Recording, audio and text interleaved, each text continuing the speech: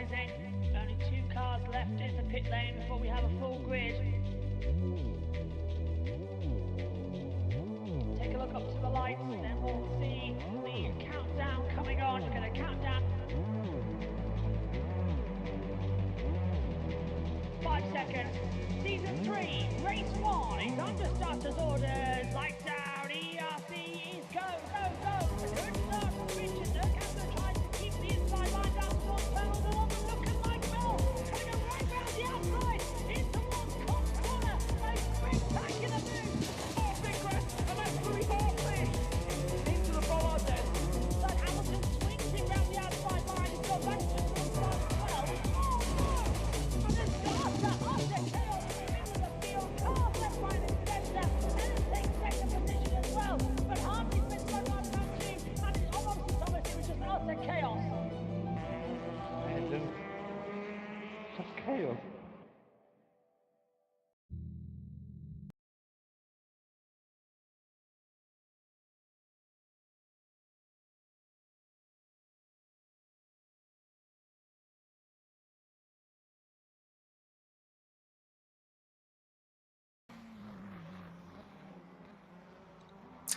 Hello and welcome to round 4 of season 4 of the EERC British Touring Car Championship.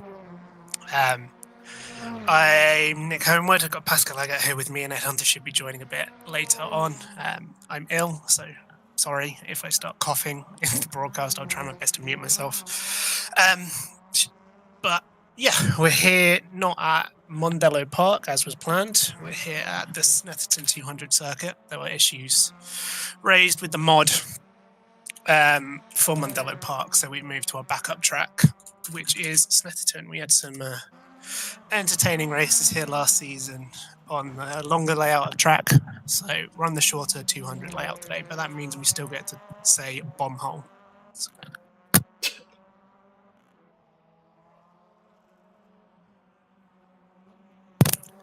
sorry, coughing fit. So yeah, we're just about to move to quali as we see Luca Gray going for a rallycross adventure for whatever reason. Moving into the quali session now. And just going to set the ballast for the drivers. So we've got, I think, only 4 cars on the grid who do not have either a ballast or a grid penalty for today for various reasons.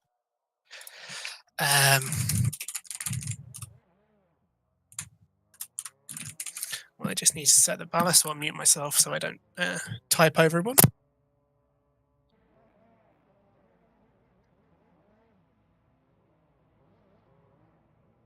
Those cars are driving out.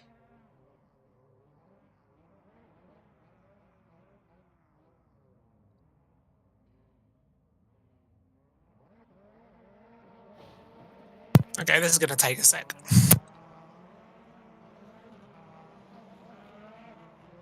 We're gonna have Loic Munier on 75, Louis Hartley on 57, Magnussen on 48 kilograms, Schoenemann 39, Tourmiller 33, 27 would be for Raymer, who isn't here today, Brad Sellers on 21, Darren Wright, could be happening today? No. And Luke Gray on 9.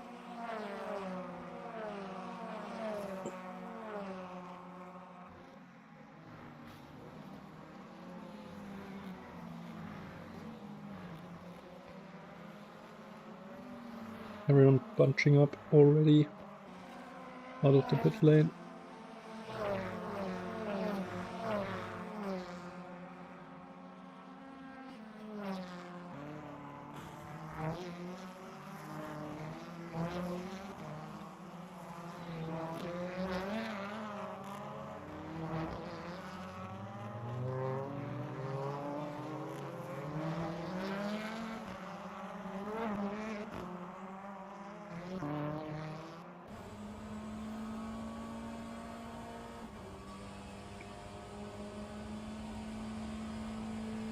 Whew, we got there in the end, just as everyone started their qualifying laps. I created a batch file for the ballast, and it didn't work. So I had to do that all manually during the formation lap, but we're good to go now. Everyone's got the ballast set. The live timing screen I had set up has stopped working, which is a bit annoying. Per usual. So I can't see what that. Actually, I can't see what they're doing right now. Give me 1 second. There we go. So far, Lee right now. That's the fastest one. yeah, Luca Gray with the fastest second sector, but I've quickly passed by Bradley Sellers with 25.2. That's quite a lot quicker than everyone else. There's someone. Looks like Sellers might be on for the pole foot on the first lap. Maybe not appears to get out of the way of someone parking on the racing line. They look like Hesketh having a bit of a questionable manoeuvre there on the last corner. That may well get reported after the race. So it's actually Tuamela, the fastest lap to start with 1:10.9. I think Sellers would have easily gone faster than that had he not been blocked. He lost 0.6 in the third sector. As that's Slovenak going off there in the Nugget car. Louis Hesketh again having a bit of a moment there in the hairpin I just noticed. As Slovenak restarts his lap coming out the pits. Well, that's the traffic you want to see in quali.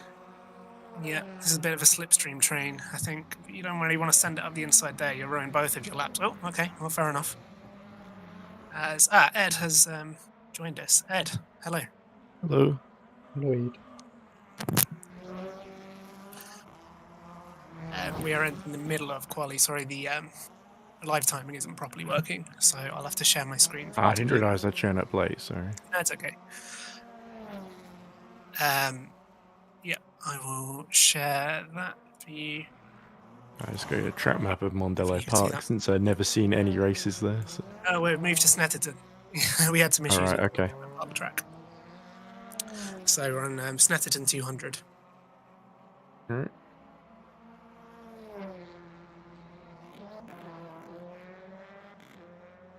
This is the one I commentated on last year, if I remember correctly. Yeah, it was we used the longer layout last year, but so far it's Sellers now. He's got that time now. He wasn't blocked in the last corner, so he's fastest with a 1:10.7, ahead of Tuamela with a 1:10.9. We've got a few cars that still haven't set lap times, so Cole McMillan, Krzysztof Szylski, Thomas Rashka, and Stefan Nilsson still yet to set a time in the session. I forgot this is where you got that useless setup, Nick, where I have to switch it if I want to actually look at the timing screen, because the actual timing screen doesn't work. No offense. It's okay. We're making do until the new shiny system is up and running properly. I feel like that's been the case since the beginning of the season, though, because it was like the first race we did at Imola was the same situation. It was working for the last race. You okay? You sound like you're about to drop dead, Nick. Yeah, I am. Are we streaming at the moment, or? Yes. Okay. I did wonder why you were reading it out to me. It's like, yeah, I can read. No. Yeah, it was work. We had it for the last race, but there's some issues with it that need to be sorted out before we can use it again, which Remco's working on. So we're back to this system now. Neundorf setting a new faster personal lap. Just behind Louis Hadley. Should be pretty strong because he's one of the only people that doesn't have any ballast or a grid penalty. Just like Horvath. Yeah, he does have ballast because he's team swap. Oh. Yeah, I know Gray has got a little bit of ballast and Hargitay doesn't. It's because he was just outside. I think they're 10th and 11th in the points. So yeah, Gray's got 9 kilos and Hargitay hasn't got anything. It should be 4.6 seconds off the pace with 9 kilos. I guess there's still a few laps to go.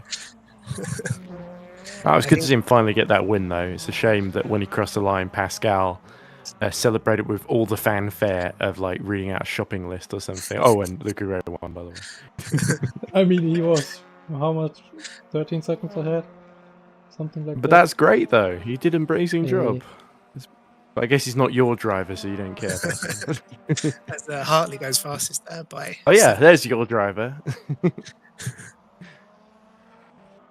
I think Sellers is on quite a lap though. He do be Oh, he is. 3 times. Oh, Oh, maybe not slightly the missed best the line. apex. Unfortunately, because people keep messing up the final corner, that's a bit distracting for anyone coming through. They see a cloud of dust in front of them. But yeah, this So not should be a IKEA pole lap maybe. for Bradley Sellers. And indeed it is, even though he doesn't get personal best in the final sector. Yeah, 10th and a half ahead.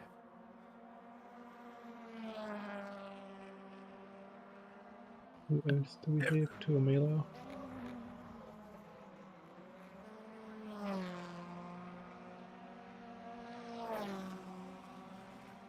Anyone going purple Josephy right is a decent middle sector.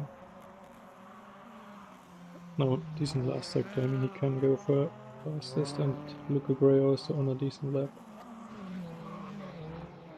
Right behind him, I think. Yep, there he is. It was purple middle sector for Luca there. now? Yeah, P4. Oh no, P1. There you go. Yeah. To Miller There we getting go, that's close. more like it. And it's only just ahead of Bradley Sellers though, so right, just under 7 minutes left to go. I'm just going to disappear off and cough and let you do most of the talking, Ed. Sorry. Okay, fair enough. So then, with just under half the session left to go then, is Luca Gray that set the fastest qualifying time, 1:10.498, ahead of Bradley Sellers and Louis Hartley, close behind. We've got Noah Tuomela for KV86 Powerhouse ahead of his teammate Loic Moynier. Peter Nurendorf in 6th, Mark Horvath 7th, Oliver Hargitay in number 72, Hunter Birchgold Tacular is 8th, Magnussen is 9th, and then Slovanek currently rounds out the top 10. Doesn't look like any big times going on at the moment. Studeman has set a personal best middle sector.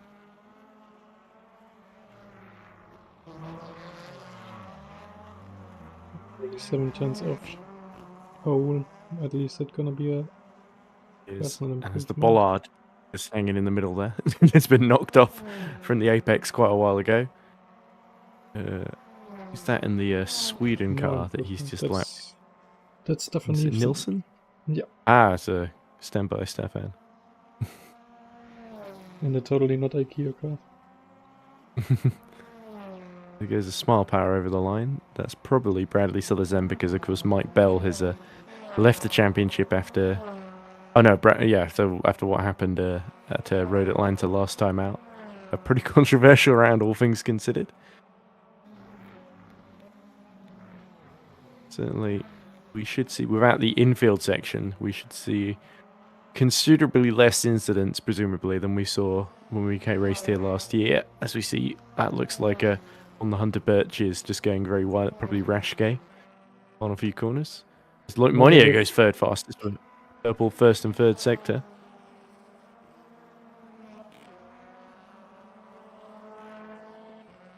Hartley sets a 22.8 in the first sector.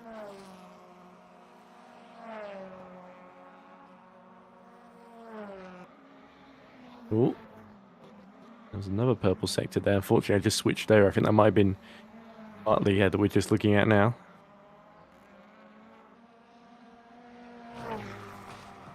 Oh, and one of the Finnevon cars goes flying over the sausage curb at the back end of the circuit.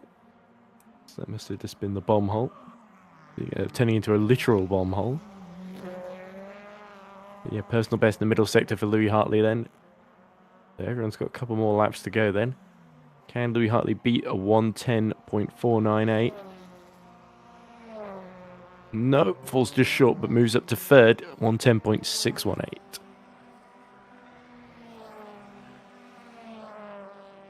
And very, very good first and final sectors then. So it seems that it's the middle sector where Luca Gray is making up the time, and that's making the difference then as he starts on another exploratory lap out the pits. I think the middle sector is mostly just the straight, so that's where having the ballast is going to hurt you the most in top speed. That would also make sense. Sellers also doesn't have very much ballast. And he's up there in P2 at the minute. That'd be why he's only 28 thousandths behind. Yeah, impressive from Hartley with all the ballast to still be third fastest within the 10th of pole position. And Tuamela has set a purple middle sector somewhere. 25.084, I think.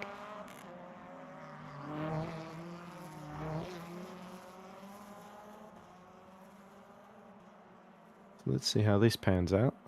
As Yannick Pleiss towards the line for Operation McNuggies. Definitely one of the more mature, distinguished team names. Sixth fastest goes Yannick Pleiss. Of course, he's a endurance driver for Team Iris in GD3 cars.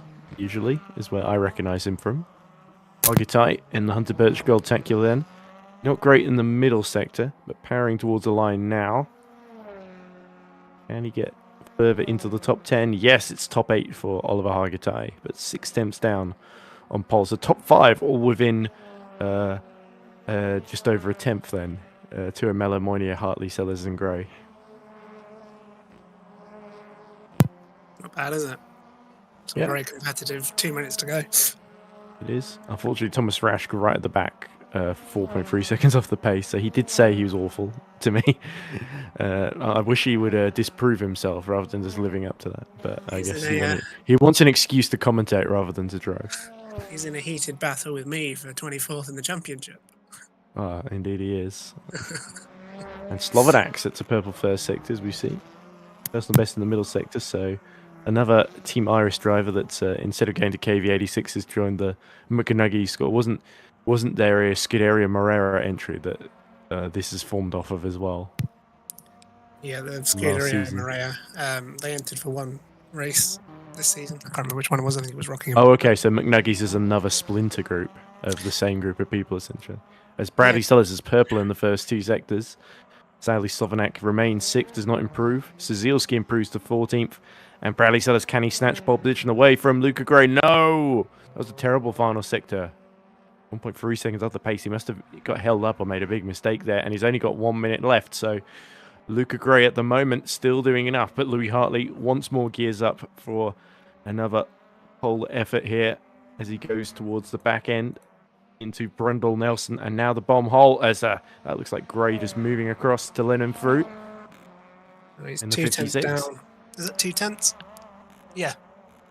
Compared to Gray in the middle sector. Yeah, it's the ballast coming into effect then for our points leader. Is he the points leader, Louis Hartley? He was when I was last here. No, it's Loic, no? Oh, it is Moynier, yes. Because Moynier didn't get banned for causing incidents. So there we go. Louis Hartley then does snatch pole position away. 110.460, so marginally ahead of Luca Gray. And can Luca Gray respond? No, that's it. Luca Gray's session has ended, so it's all down to Bradley Sellers now, but he just goes off into the wall. So clearly he realised he left the stove on or something there. Or he wasn't going any faster. It was Tuamela. There's a barrel roll out of the Nelson chicane. He just set a purple middle sector as well, Tuamela. Well, he's a purple car and turned turtle now, so he's not going anywhere except back to the pits to end the session. Anybody else that is improving at the moment? It was only really Tuamela. Pleiss has set a personal best, but it doesn't look like he's going to really get himself into the mix here.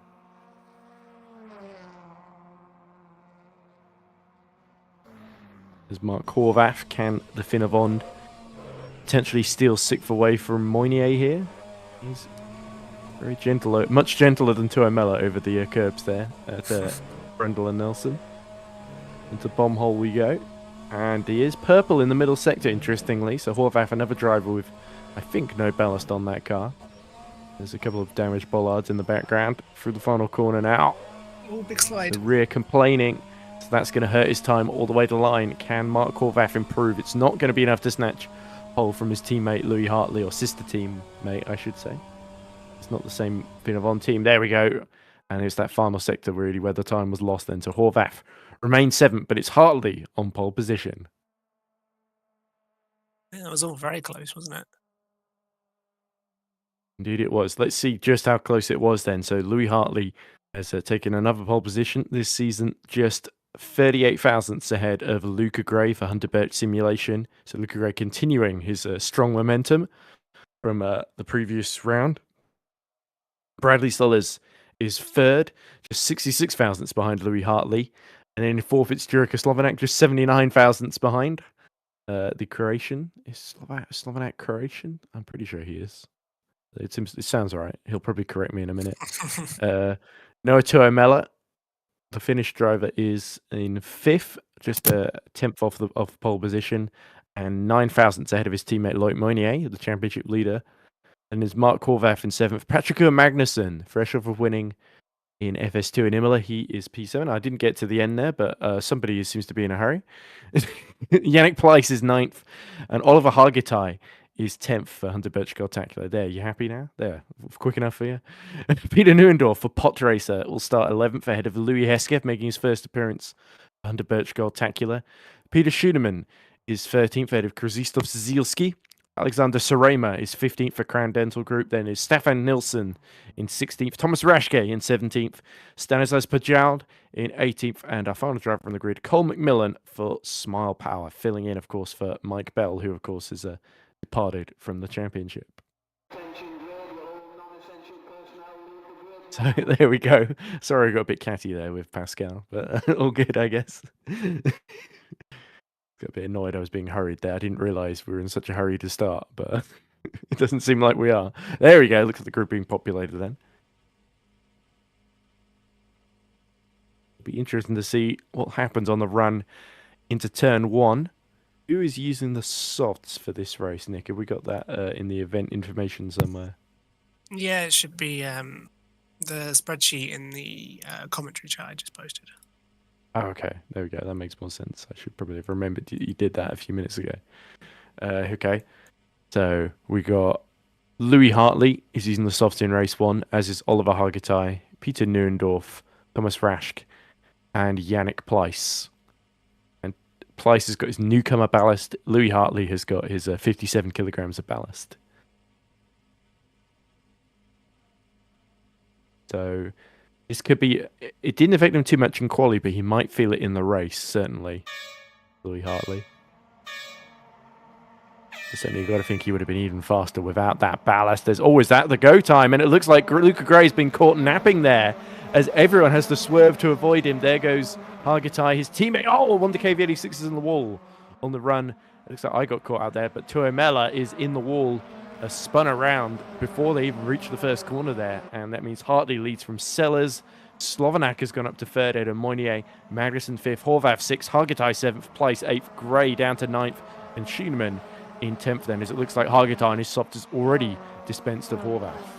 Everyone did very well to avoid Gray there. I was expecting a red flag. And then avoided Tuomela as well, although it sounds like Tuomela may have been hit. He's had a bit of bad luck the last few races, Tuomela, but he's still going, I think. Indeed he is. Oh, there goes the bollard already. Just been hit by, I think, Bradley Sellers there and flown into the path of Slovanak. But look at Louis Hartley. He's already starting to check out here as we get to the end of the first of 14 laps here. All the races will be 14 laps, if I'm not mistaken, here at Snetterton. Yep. Oh, and look at Hartley just completely obliterating the bollards to sort of use them as projectile weapons to the pack behind. But he's so far ahead that they don't really have time to reach anyone. So he's sort of clearing. He's a bit of a road sweeper there in that sense, Louis Hartley. As we see the KV86s of Magnussen and Moinier starting to fight each other. Looks like Patrick Magnussen wants to get through here, does the Norwegian. Yeah. Because he knows Hargitay's coming on the soft tyres, probably, as Hargitay kicks up a load of dust on the exit of Riches. Hartley is the only one of this front batch on the soft, as well as Hargitay. Everyone else is on the medium tyres. Yeah. And after race 3, where Hargitay got a penalty, which I believe, did he serve before this one? Did he serve that fireplace group? Instead it served. Okay. It's been a little bit weird today, so I don't know if it actually applied or not. Okay, maybe I might have cheated the system because I thought the penalty was unfair. But anyway, Hargitay was saying something along the lines of, as we see Pleiss getting very close to the back of him, and Luca Gray too. Yannick was saying, and now Luca Gray going up the inside into Coram. Place to overtake, sorry. Yeah, Luca Gray looking a bit annoyed that he got caught out at the start there. I think, like me, he just got completely caught napping and wasn't prepared for the start because he thought there'd be a longer break in between quality and the race. As one of the, looks like Sorema, I think, just going off track there at the final corner. Zielski's gone into the pits to retire, What I was going to say was that Hagita was saying, oh, I've not had a podium so far this season. It feels like they're always conspiring to make sure it doesn't happen, because he felt Patrick O'Magnuson had deliberately crashed into him to stop him getting on the podium, which I think is maybe a little far-fetched, but certainly I will do anything to defend my drivers from any sort the of other agenda drivers. against Hagita.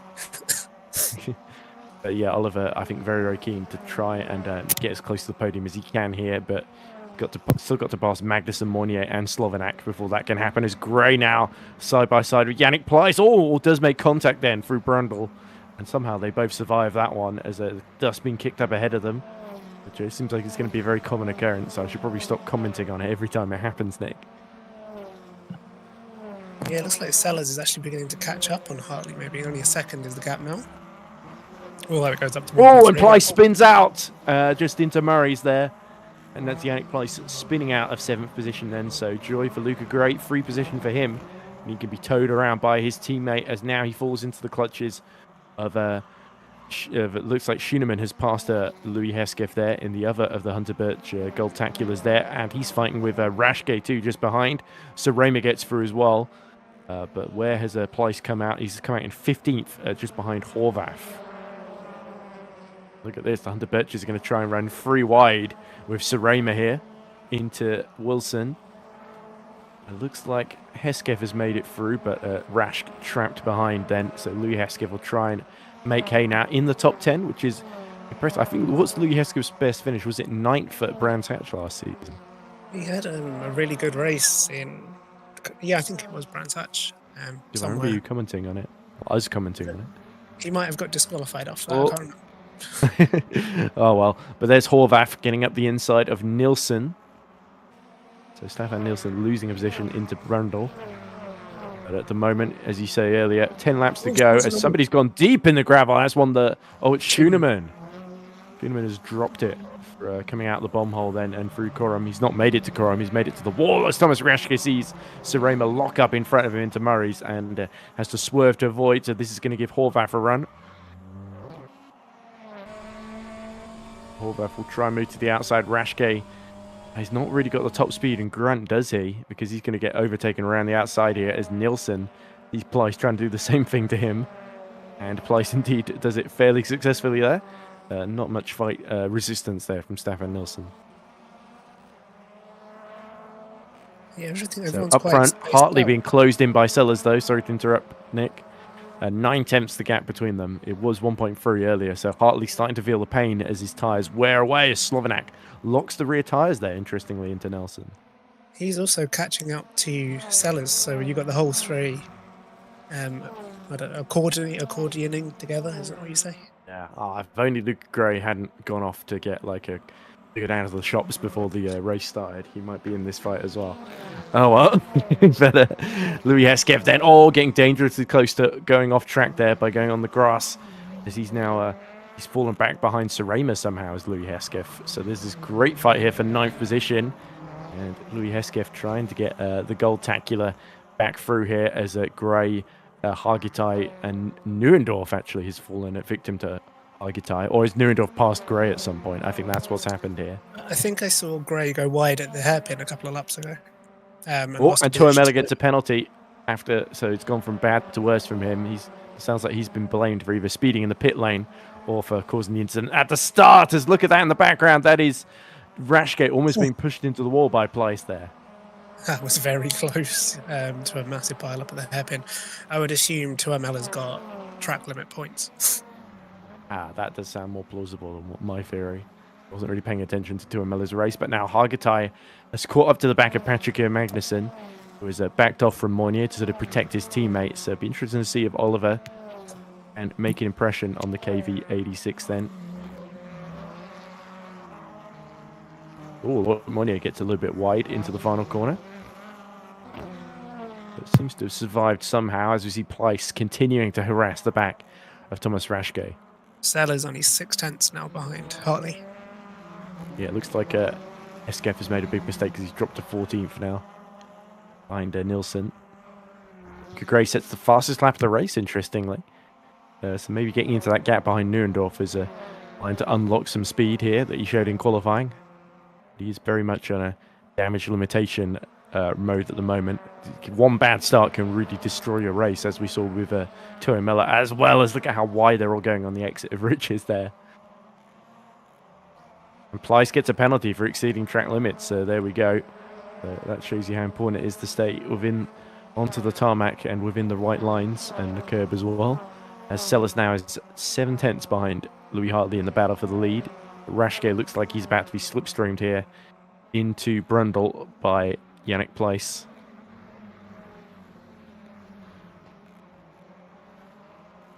Plyce decides to brake early and focus on his exit here.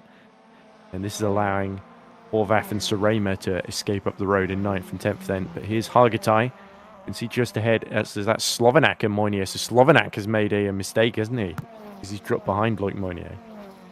Yeah, we didn't see that one, did we? But the race is going by quite quickly. We're already over halfway through. Yeah, Slovenac was right on the back of Sellers, wasn't he? So he's lost. I can see why, by the way, when you did the goal. Oh, Slovenac gets a penalty. There we go. That might explain what happened there. So it's a 3 positions to Magnussen, Hargitay, Neuendorf and Gray behind him as we cut to Rashke, still trapped behind Bence Horvath and holding off Yannick Plyce. And Plyce now trying to go around the outside at the Wilson hairpin that now follows into a chicane onto the Bentley straight. And more dust being kicked up by Hesketh behind. Yeah, the thing is with the straight, the slipstream effect on these cars isn't huge. So even if you get right in the slipstream, it's not particularly enough space to actually make the overtake. Especially because the braking zone at the end isn't that big. Yeah, but nevertheless, some drivers a bit braver on the brakes than others. As we now look at the Magnussen-Hargitay battle, because Magnussen's been overtaken by Oliver Hargitay then. As into the pits comes Slovenac. So Hargitay now only 1 place off of that first podium of the season there, as we see somebody escaping the pits. That must be Slovenac rejoining the order then in 8th, just behind Luca Gray. Szylski forgot to take the start, I think, and has now just decided to come out onto the track for a bit of a test session. Okay, 9 laps down. Well, I guess Luca Gray can take some comfort in that he wasn't the only one who missed the start completely. He's been beaten there comfortably by about 15 minutes.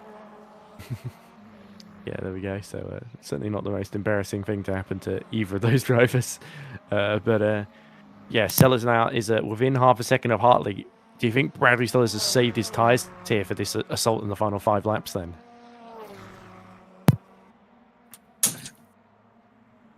He's not had any pressure from behind, has he, Nick? Hartley made a bit of a mistake there. He touched the grass. And Neuendorf also in trouble here, because look at this. That must be Gray trying to go around the outside once more. Going into Coram, into Murray's we go. And yes, just ahead of Neuendorf is Magnussen, who is really struggling in these final couple of laps. Yeah, I don't think Hartley's safe yet. Sellers is really starting to apply the pressure, and Hartley's tyres are going to be going off quite hard since he's on the softs and a heavy car. Yeah, it's so important to maximise your excess, and look at the hairpin there. That Hartley's just struggling to get it stopped in time with all that extra weight on board, isn't he? Whereas Bradley Sellers looking very, very swift, very, very comfortable at this phase. So he's going to start to really attack and push the gap. Just 3 tenths now, so he's very much got Louis Hartley within range now as they go under the bridge into Brundle, over the curb into Nelson. So important not to flip it at this late stage of the race. As all we see Magnussen losing out to Neuendorf, but then fighting back. So it looks like Gray keeping a watching brief on the 2 ahead of him as he's dropped a few seconds now. But it looks like Magnussen, he has just somehow been able to hold on then. So there was an attempt into Brundle. It didn't quite work out for Peter Neuendorf for the independent pot racer team. Like the livery on that focus as Luca Gray goes completely off track in the background. As Sellers 2 tenths now the gap. Sorry to say. So Bradley Sellers has just been gaining down the straight, then into Riches they go. And he's shadowing Louis Hartley all the way here. Dive bomb range. It's a few laps to go. Rask overtakes Plyce for 10th then. Louis Hartley now will have to start getting defensive. And could that actually bring Moynier into play then? He is only 3.7 seconds down.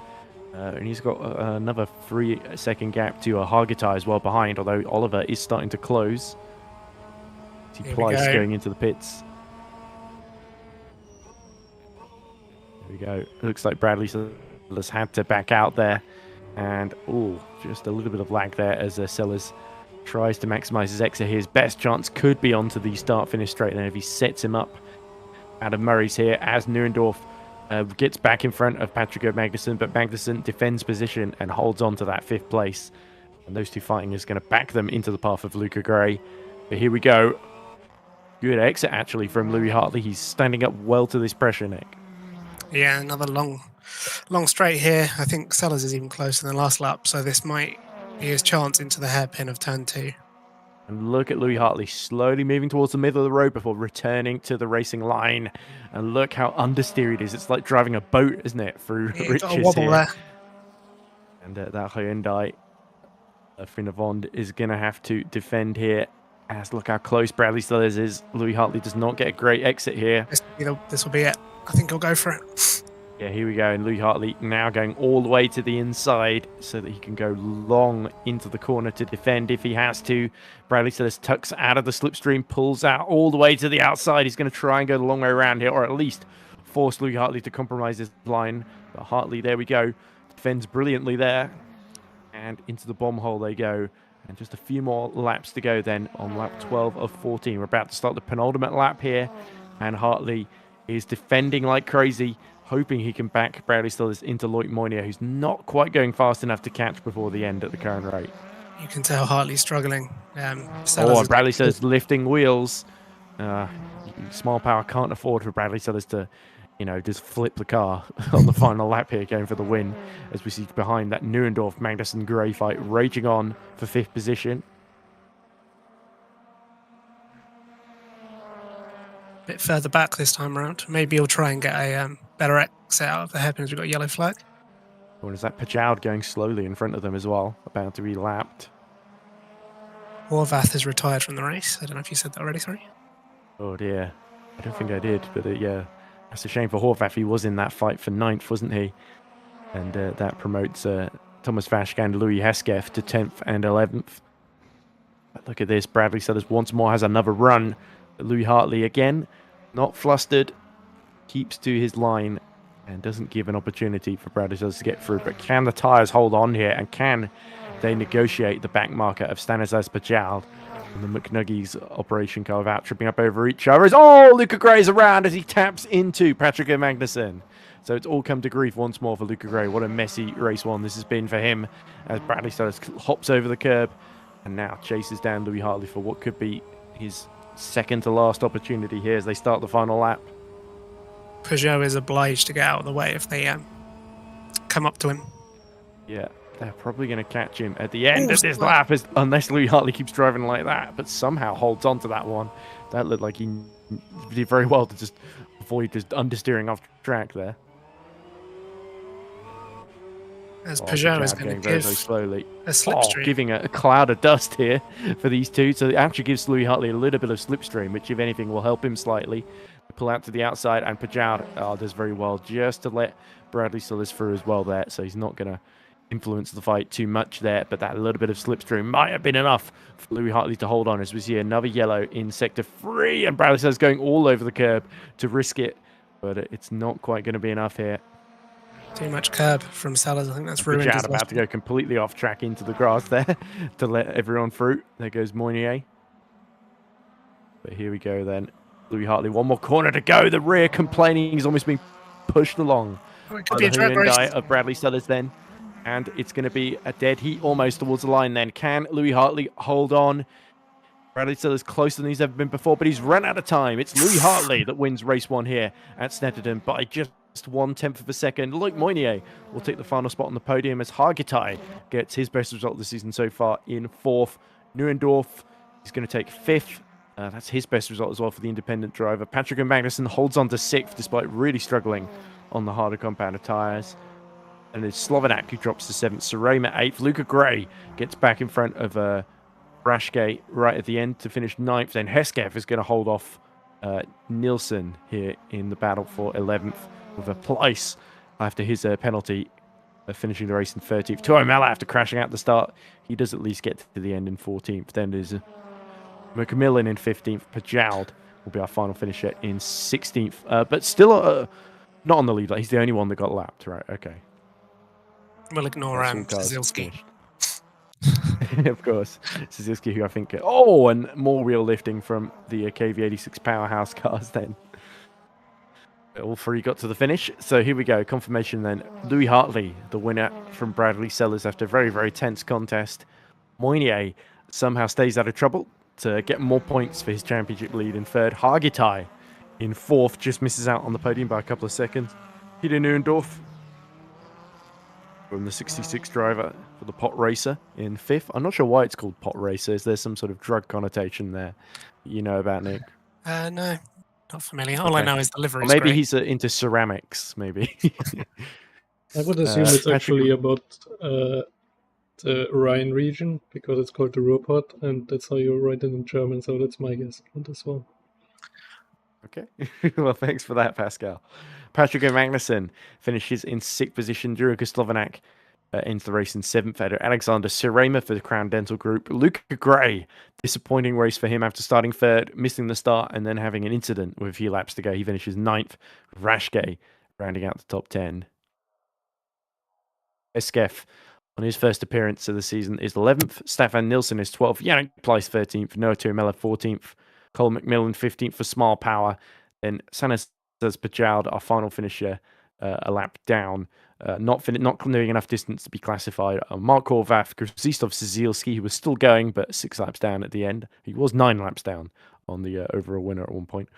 Peter Schumann also failing to finish after crashing out early on.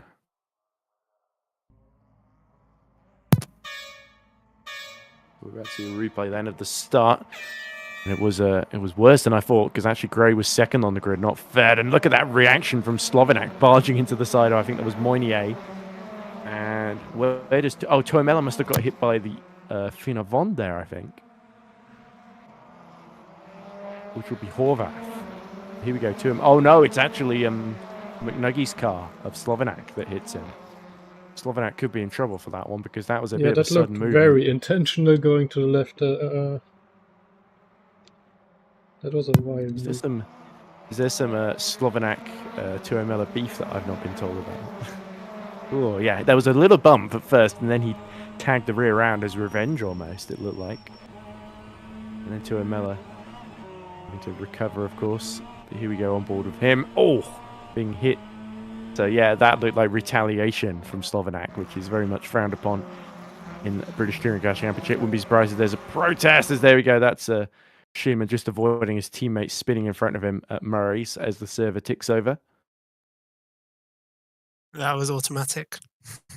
I didn't do it that time.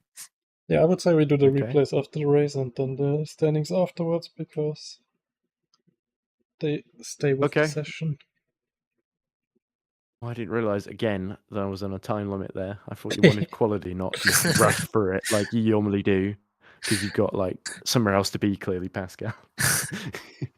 Absolutely. Totally not a misclick for me. I'm going to see if any interesting comments here. 8 people watching, and none of them got anything to say, or at least nothing interesting, I'm sure. Because if they did, they would. It's one of the best races of the season, so you'd think they'd have something to say. Nope, not a lot of Louis Hartley fans, sadly. You know, all the pressure that Sellers managed to put on Hartley for nearly the entire race. I think Peugeot saved Hartley a little bit at the end there. So Moynier third, Hartley first. What does that do to the championship then? Definitely brings them closer. Hartley was away behind because he had a messy road Atlanta. So I think he was about 20-something points behind. I can't remember off the top of my head. Oh, so he must have gained about 10 then. He must have halved the gap, because is that difference between first and third? Or is it smaller in this championship? Because you never actually told me how the points work. It's 20 for a win, 15 for third. Okay, so he's gained 5 points. So the gap's 15 then in the championship lead, I think, unless there's someone else closer than Hartley. Our factor has decided that now is the best time to change the track layout, which we don't really want to do. So we're just going to have a quick restart of the server there. Okay then. So while we get ready for race 2, restart the server. Let's remind ourselves of the drivers that are using the soft tyre in race 2. So that is Mr. Jurka Slovenek, who hopefully will crash into less people at the start, or at least not into Tuamela. Krzysztof Szylski hopefully will make the start this time, but he has served that 5-place group penalty more than by missing the start by 9 laps. So, Loic Moynier with his 75 kilograms of ballast. Louis Hesketh with his 75 kilograms of newcomer ballast. Luca Gray with 9 kilograms of ballast. Mark Horvath with his 75 kilograms of team change ballast.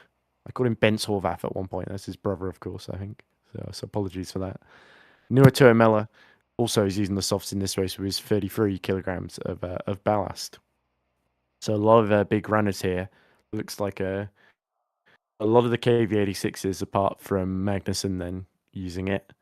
And then Luca Gray and Louis Hesketh from Hunter Birch both using the softs in this race. And a couple of others. Serema is saving his until race 3, though, of course, along with Bradley Sullers, Cole McMillan, Darren Wright, Magnus Ockenhaug, Matthew Williams, Patrick Magnussen, Peter Schumann, Nielsen, and Pajald.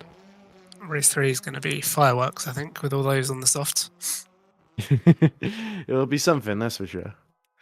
We just got a few people whose game crashed, so we'll wait for them to rejoin, and then we'll move to the race. All right. I'll just turn the light on in my room then.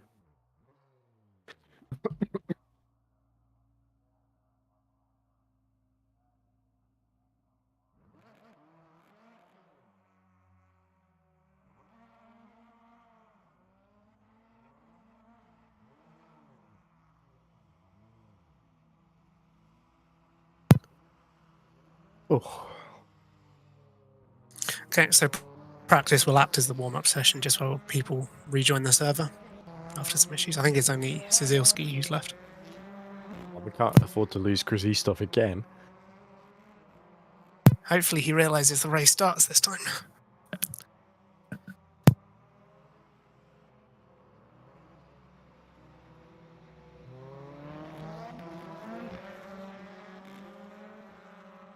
I'm just going to set the ballast, so I'll be away for a second so I don't deafen everyone with my keyboard.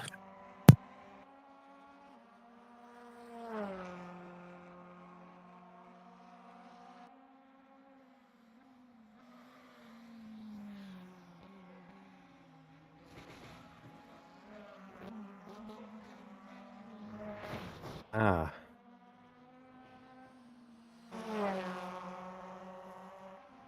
So I'm not sure if you're still here, Nick, but I've just been told by Luca Gray that he used... I said, unlucky that you had that issue at the start, and he said, doesn't matter, I used softs accidentally. Yeah, he's already told me, so he won't be classified.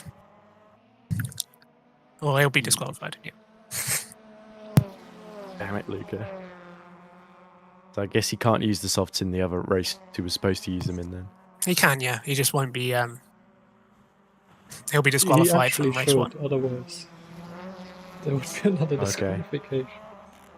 Okay, when was it? What was race he supposed to use? It was this one, isn't it? Yeah, so he can use them in this one still, but from the rules are different from last season, so he'll be disqualified from race 1. He says, I also forgot to turn my engine on at the start. Oh, Good practice for the softs, though. Yeah, that'll do it, won't it?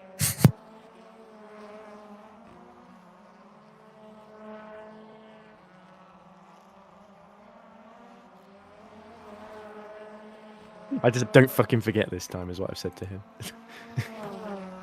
But literally that.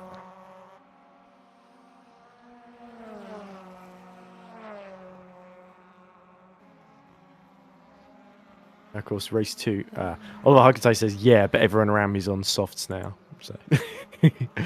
So, but if he can survive, he might be still able to get a good result.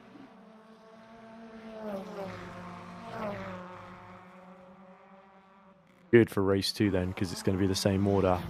Hartley, Sellers, who's saving his for race 3. Then Moynier. Moynier is probably going to be the big threat then, even on the... Well, the ballast will be different because he finished 3rd, isn't it? So he won't have the full 75. Yeah. When was Sellers using his soft? He's race 3, isn't he? Yeah. So I think it'll be Moynier. Loic. Yeah.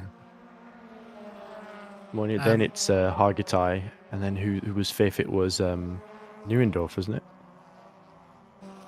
Yeah, Neuendorf from P5. Who also doesn't have soft, so he's in the same situation as Oliver Hargitay. And then is Luca Gray going to get to start from? Was it 9th? Yeah, he will. Yeah, Okay. but essentially, he had no reason to tell me that. And you know, it doesn't Oliver make any says sense. Oliver says Nick forgot the grid penalty, or I don't know what happened. R factor broke. That's what happened. I applied. It said on this end that it had gone through, but it obviously didn't go through to the server. It's just R factor today, but you know that's on the game, isn't it? So. So he doesn't have to serve the penalty. Thank goodness. Or it might get delayed somewhere else, I guess. Right, I think. Is there precedent for this sort of thing? There isn't, no. Okay. So if you press the button and the penalty doesn't get applied, then does it count? I don't know. From my point of view, you push the button, so you know. It's R factor. This wonderful game that we insist on keeping on using, you know. Right, I think it's about well, actually, no. This is like I joked earlier. This is justice being served for that unfair penalty for Oliver Hargitay. So, Nick, you don't have a choice anymore. I'm the one really in charge of this championship, as you can tell. Okay, well, you're welcome to take on everything if you want. Well, you're welcome to do all the commentary, but you know, get ready for all the criticism when you don't do a good job. In fact, well, you're doing the commentary with me anyway, so you know that's no different. The only thing that's not doing a good job right now is my voice. Fair enough. Seems to be going around lately because pretty much all the other commentators I work with had the same issue.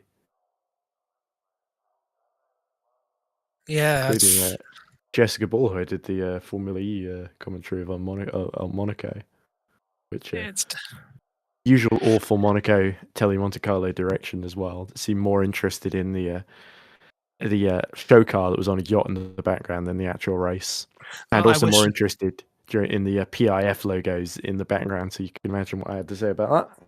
I wish I was able to watch the racing without having to, you know, pay my life away. Yeah, well, I wasn't paying. I was watching it through a Discord stream. So not only was it awful direction, but it was the bit rate was very low because Joshua decided to stream it while, funnily enough, appropriately enough, I guess, he was at Donington covering British touring cars. So he's in his hotel on the way to go to the circuit the day after. So yeah, it's yeah, I don't get why Formula E have done that. It would have wiped out TV viewership in the UK. Watch every race pretty much since. I think it's hard enough to avoid the WEC and the F1 clashes. So I think BTCC is probably understandable. Yeah, no, I meant Formula E with their TV coverage. Oh, for the pay TV one. Watch every race since the first one when, you know, Heidfeld went flying. And, you know, well, I say we had the people I work for had a Jeff Dodds, the CEO, on, as it looks like they were about to start with like a couple of rows missing in the middle there. Neuendorf, Magnussen, Slovenak, and Pajard. Yeah, where is everyone? But there they are. But yeah, we had him on, and he said interesting. A lot of the Freeview broadcasts didn't treat Formula E particularly well, and I think that is a fair comment because Channel 4 would often just shunt it onto YouTube and not onto one of their main channels. They just replay an old movie or something. And the BBC was the same. They just put it on iPlayer. So I guess you're sort of between a rock and a hard place from that point of view. Here we go. Oh, and off we go. So sorry, because I can't hear the start lights. So there we go. Bradley Sellers has been jumped then into the first corner. Moynier on the softs goes around the outside immediately as Hargitay trying to defend from Magnussen and Neuendorf. Neuendorf all gets a little tap, it looks like, in the background. With Slovenak is able to pass Magnussen. It looks like Gray's going to try and go up the inside of the KV86 back. Oh, very late braking maneuver there. And Louis Hesketh trying to follow through as Hargitay goes a little wide. And Slovenak, I believe, is also on the softs in race 2, is he? Or no, he is. So Slovenak then up to 4th, and Moynier half a second behind Louis Hartley then, as we see Bradley Sellers trying to defend from Loic Moynier. Moynier sweeps from the outside, and second place is his. So he's got Louis Hartley now all to himself as long as he keeps it out of trouble. Yeah, we've had 2 races now without a red flag, which is a that a streak. rarity this season so far? We haven't had a single race meeting without a red flag so far, so it's promising. First time for, I guess it's a slightly smaller grid as well, of 18 cars, but we'll see. Yeah, and the track's quite friendly as well. It's a nice first corner. Oh, Yannick Pleiss in trouble. He looks like he's messed up the final corner, dropped down to 11th then. So this puts Louis Hesketh actually into the top 7 then. Looks like, and just behind his teammate Gray. As we look at Hargitay then. Soft tyres. He is, yes, and he's starting to attack Luca Gray. It'd be interesting to see if they work together here. I believe. This is a bit of a gaggle. Yes, so basically Hargitay and Gray are all in a voice chat together, so hopefully they can work together as up the heaven. Oh, and is that Luca? Who was that? That must have been Rashke spinning a Schoenemann around, I think. Nilsson has dropped to right to the back. As we see yellow in the first sector. Moynier now going for the race lead up the inside into Brundle. But not quite close enough to pull that one. That was a little bit... not too sketchy from Louis Hartley, but quite forceful how he moved back onto the line there. Unfortunately, I think this is more of an inevitability with the lower ballast on Loic and the soft tyres. Yeah, Slovenak now continuing to find himself under attack from Hargitay and Gray then. Louis Hartley, you said it was inevitable, Nick. You didn't quite say that he was going to flip over that dramatically. Yeah, I didn't envisage him losing the lead in that particular way, but his wing fell off, I think, so that's probably race over, or competitive race over. Hartley now dropping like a stone down the order as we see replays. It looks like 100 Birches were going side by side. But this is on board with Moynier and live coverage of him leading as we go to black screen. And now we're back to Moynier still leading. So this is live coverage as we see Sellers all going a little bit wide in the background, but that surely opens it right up for our championship leader to extend his lead over Hartley. A costly mistake there. But Luca Gray has got past Hargitay into the top 4 then as Nilsson gets a penalty, I assume, for track limits there. Hartley's still going down in 12th, just behind Peter Schoenemann, his teammate, as the 2 Gold-tacular 100 Birches side by side. So Hesketh on the soft tyres is let through by Hargitay, and now Gray is all over the back of Slovenak in the fight for the final spot on the podium. Luca Gray with the soft tyres as well. Of course, yeah, because he changed. Slovenak also with the soft tyres, but obviously heavier on the ballast than Luca. He is, yes, because Luca Gray had such a messy race 1 in every sense of the word. I count at least 3 or 4 mistakes he made, including not starting the engine when the race started, not putting on the right tyres like he was supposed to, and then colliding near the end with someone else. You see some dust being kicked up in the background. Moynier, unsurprisingly, sets fastest lap of the race, 1:11.112. As Gray now all over the back of Jurica Slovenak, and it looks like Tuomela has got past Hargitay as well. So Oliver Hargitay struggling on the harder compounded tyres. Tuomela on a charge started in big lock up. Oh, is Luca Gray blown the engine? He has. Oh, and Hesketh drives right into the back of his teammate there. Technically, oh dear. So I think Luca Gray must have upshifted suddenly, and the engine lets go on him. Yeah, you can add that to the list now. Well, yeah, you know, it's easy to be critical, but I think I was watching Formula Sim Racing, and Jene Simoncic did almost exactly the same thing. It's no, Tuomela is tapped around by Oliver Hargitay there at the Nelson chicane. Yeah, it's just an off fact. It can happen as well that your wheel downshifts too many times. You know, it's just one of those things in sim racing. Yeah, I think in the case of Simoncic, what he said happened was he had pushed the past right next to his downshift. So he downshifted suddenly from... Oh, big mistake there from Louis Hesketh, unsurprisingly, with his lack of experience on the soft tyre. And that puts him behind Surema and Hargitay, who's, for the 2nd race in a row, now running in 4th position with all that chaos happening there. But Luca Gray is out along with Patrick Magnussen. And well, Louis Hartley, this has actually saved him because he's still now in the top 10 in 8th position. Yeah, maybe his wing didn't come off. It looked like something came off his car, but maybe it wasn't the wing. He might still be going. Yeah, you can just see him in the background. There's all round goes. Is that Hargitay? Oh, he wasn't spun out there by Surema, was he? That looked like he dropped it on his own. Yeah, he got into the side of Surema and it just sort of pivoted. Penalty for Yannick Pleiss. But Hargitay, let's hope he keeps going. But look at this. Hesketh now going for top 4 on the soft tyres. And he makes the move then on Alexander Surema, who is now in the clutches of Schoenemann and Louis Hartley. Hartley, who has still actually held onto the rear wing. So it must have just been bit of the floor, I guess, that fell off when he flipped over, or one of the tyres. He clearly didn't need it. And look at this, Schoenemann almost going really wide to allow Louis Hartley to get alongside, but then returning to the racing line there. So Louis Hesketh now needs to keep it clean, and his exit from Murray's is not good here. He seems to have terrible exits, which allows Sarema to get the drop on him. As we see in the background, Rashke is also holding off a train of cars as well, including Pajoud and Horvath. And look at the gap between Slovenak and Hesketh, 8 seconds now.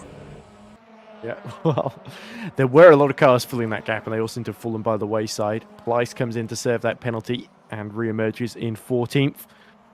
As this is the Hesketh train, isn't it?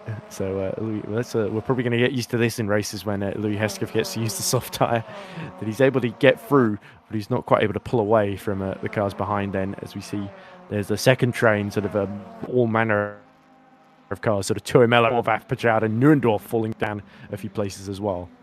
Sellers isn't being dropped by Loic too much. Maybe. And Hesketh makes another mistake coming out of Nelson there. So Louis, there's the pressure getting to him, and it's getting very, very hectic here as Schoenemann now is trying to spoil the party even more by going around the outside, and Louis Hesketh now, as we see a little bit of grass cutting from Alexander Sarema. Hesketh trying to hold on to a top 5 position here with half the race done, and again he goes wide at the final corner, which allows Hartley from nowhere to go up the inside of Schoenemann, but that becomes the outside then once they get to Riches, so they will all slipstream each other. And don't forget about Tuamela right behind Hartley as well. They're all starting to catch this group now. So Alexander Sarema will try and break away, as looks like Louis Hesketh is chewing through those soft tyres, isn't he? Because he's just not got the rear traction out of the first corner. And up the inside goes Schoenemann, and they're all diving into the hairpin. Nice move from Tuamela. That was very late on the brakes. Yeah, Tuamela passed Louis Hartley then. Going to nearly see the two Louis together on track, Hartley and Hesketh, for the first time this season, which won't be confusing at all. Look at that behind. That's Thomas Rashke. Is he also on the soft tyres in this race, if I remember correctly? No, he was race 1. Race 1. Okay, so he's just doing a good job then. Look at this mistake from Schoenemann. This is where he crashed in the first race, and that allows Louis Hesketh to go up the inside at the bomb hole.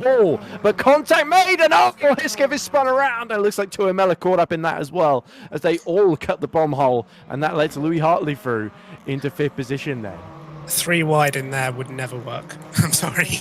I think that was... There's that Hesketh going end over end. Well, usually an endo would be a positive thing in skateboarding, but not here. That is almost certainly Louis Hesketh on his roof and out of the race then. That's a big shame for him. That was looking so good up to that moment. That was just a horrible, horrible lap for him. Rashke up to P6 because of all that nonsense. Yeah, but we were saying that about Hesketh not too long ago as well, as now Nilsson gets past him as well. So I think Hesketh is desperately trying to reflip himself, as that looks like Rashke getting a bit wide, and Tuamela now starting to challenge. As Peter Neuendorf trying not to lose any more progress here. You can see Hargitay in the background as well after his spin earlier, trying to make up places. But, for Louis Hartley, this has really just gifted him a top 5 position to sort of help limit the damage to Moynier. So despite flipping his, and Thomas Rashke just pinballs Noah Tuamela around there. That was really clumsy and Hargitay desperately trying to go around the outside there. Oh dear. This has not been a good race for my drivers because they seem determined to just throw away any top 5 position here. Mark Horvath now defends from Neuendorf. It's the final corner, 5 laps to go. So can things get any worse for Hunterbert Simulation? I'm sure Oliver Hargitay will find a way to disappoint me because all the other drivers have so far. In a gap for the top 3 was coming down. Actually, Sarema was starting to catch Slovenak, but I don't think there's enough time for him to do anything. Sarema another one on the soft tyres with a lot of ballast. No, Sarema. Race 3, yeah. Let's look at that. Wide goes. That must be Pajoud, and now Horvath will try and go around the outside, and Neuendorf is going to be waiting in the wings. He's going to try and get to the inside first, as that looks like Hargitay dragging onto the grass there in the background. Pajoud needs to be careful. Yeah, make sure they don't squeeze each other in the middle. We've already seen 3 cars try and go into one corner, and all of them tangle. As look at that, Schoenemann just gets the direction change spot on there midway through the chicane, actually. Allows him to chase after Hartley. It's Pajoud really starting to struggle now. Going to the final 5 laps of the race, and Neuendorf is going to try and set up Stanislas Bajard into the final corner then, so the McNuggies car is going to be overwhelmed by the Toyota here if he's not careful. Look how quickly Horvath has managed to get up the road. Already Yeah, he second and a has. half ahead. Horvath with the Horvath. soft tyres. He is, yes. But of course, he's a new driver, so he had a lot more ballast in the first race. So he's got that out of the way, be able to set much faster lap times. That gap between Surema and Slovenac is coming down at a good old rate, isn't it? It is, but he might challenge for the podium. But I think the lead is a little bit. Sellers might be a bit too far up the road, though. Yeah, definitely. And I think Munier's made his escape as well. He might have looked after the tyres a bit better than Hartley managed in the first race because he's not being pushed quite as hard by Sellers, who's now got a lot more ballast, of course. Yeah, but look, Moynier doing exactly what he needs to do. Is that Hartley going off track at the bomb hole? Yeah, it was, and yeah. that lets Schoenemann and Horvath through, his 2 teammates. Well, from the sister team, of course, so they won't be letting him through, hopefully. That's what you don't want to be doing when your championship rival's in first place. Well, and and especially after he already flipped today. So Yes, I was trying to not bring that you up could again. probably have forgiven Louis Hartley for playing it safe there. Instead, he decided to push like crazy, and he's continuing to push like crazy. You see Pleiss now all over the back of Hargitay, who is struggling to hold on to 10th. What's been a miserable race to Van der Birch simulation. There's the other remaining Hunter Birch. Hesketh, I think, has called it quits after not being able to flip himself back over. And there we go. Pleiss through on Oliver Hargitay, who, as predicted, has found a way to disappoint me because I don't think there's much of those rear tyres left at this phase to defend with. So Oliver doing his best all the same. But well, I think. Is it? they're all starting to... Oh, mistake there for... That must be Pajard, and that lets Peter Neuendorf through then as Mark Horvath is closing on Schoenemann. Horvath's had a very, very good race, isn't he? Where was he? 14th or 15th on the grid, wasn't he? He was. Way up to 6th. I can't even see him on there. Where was he? He was 17th. Just in the inside the top. Yeah, well, it was a long way down then. He's gained 11 positions so far from where he started in this race. And Schoenemann, 2 laps to go then. He's just got to defend, and Louis Hartley might still be in this 5th place battle, you never know. Surema, his pace has started to slow. He's not been catching Slovenac particularly quickly, so it looks like our top 3 are going to finish as they are. Oh, but look at this. Pajard sees Oliver Hargitay along the outside of him. Can Stanislas Pajard retake that 10th position? Yes, he can. Into the Wilson hairpin. I believe the Wilson hairpin is named after Justin Wilson, if I'm not mistaken. Yeah, I think so. Can't think of many other drivers called Wilson. IndyCar driver. Well, apart from his brother Stefan Wilson, of course. Not to be confused with Stefan Nelson. Oh, of course, yes. We should name a corner after Nelson. Well, there is a Nelson corner, but that's not quite even. There we go. So you look at this. Mark Horvath really starting to challenge as they are about to start the penultimate lap. Surema is actually slightly being caught by these 3, isn't he, now? So it's almost a shame that they're not on the same Finavon team, because they probably would be working together a bit more. I think Horvath and Schoenemann are on the same team, if I'm not mistaken. Correct, yeah. And then you've got Hartley in the Focus, the other 2 in the Vauxhall, the Astra. This is a good race to be in a Vauxhall Astra, I guess. If there is ever meanwhile, such a yeah. Meanwhile, further back, Tuomela now has caught Hargitay and is going to try and go up the inside of him into turn 1. Oliver Hargitay just really struggling to get to the end of this one, and it looks like he's just got nothing to fight with, but all Tuomela gives him a little tap to remember him by, which I'm sure will really tick Oliver Hargitay off even more than he already is. Love tap. Hartley now closes on Horvath, who cannot find a way past Schoenemann. All 3 Finavons in a row then, but Moynier is not far away from crossing the finish line here. Just going through the final corner now, I believe.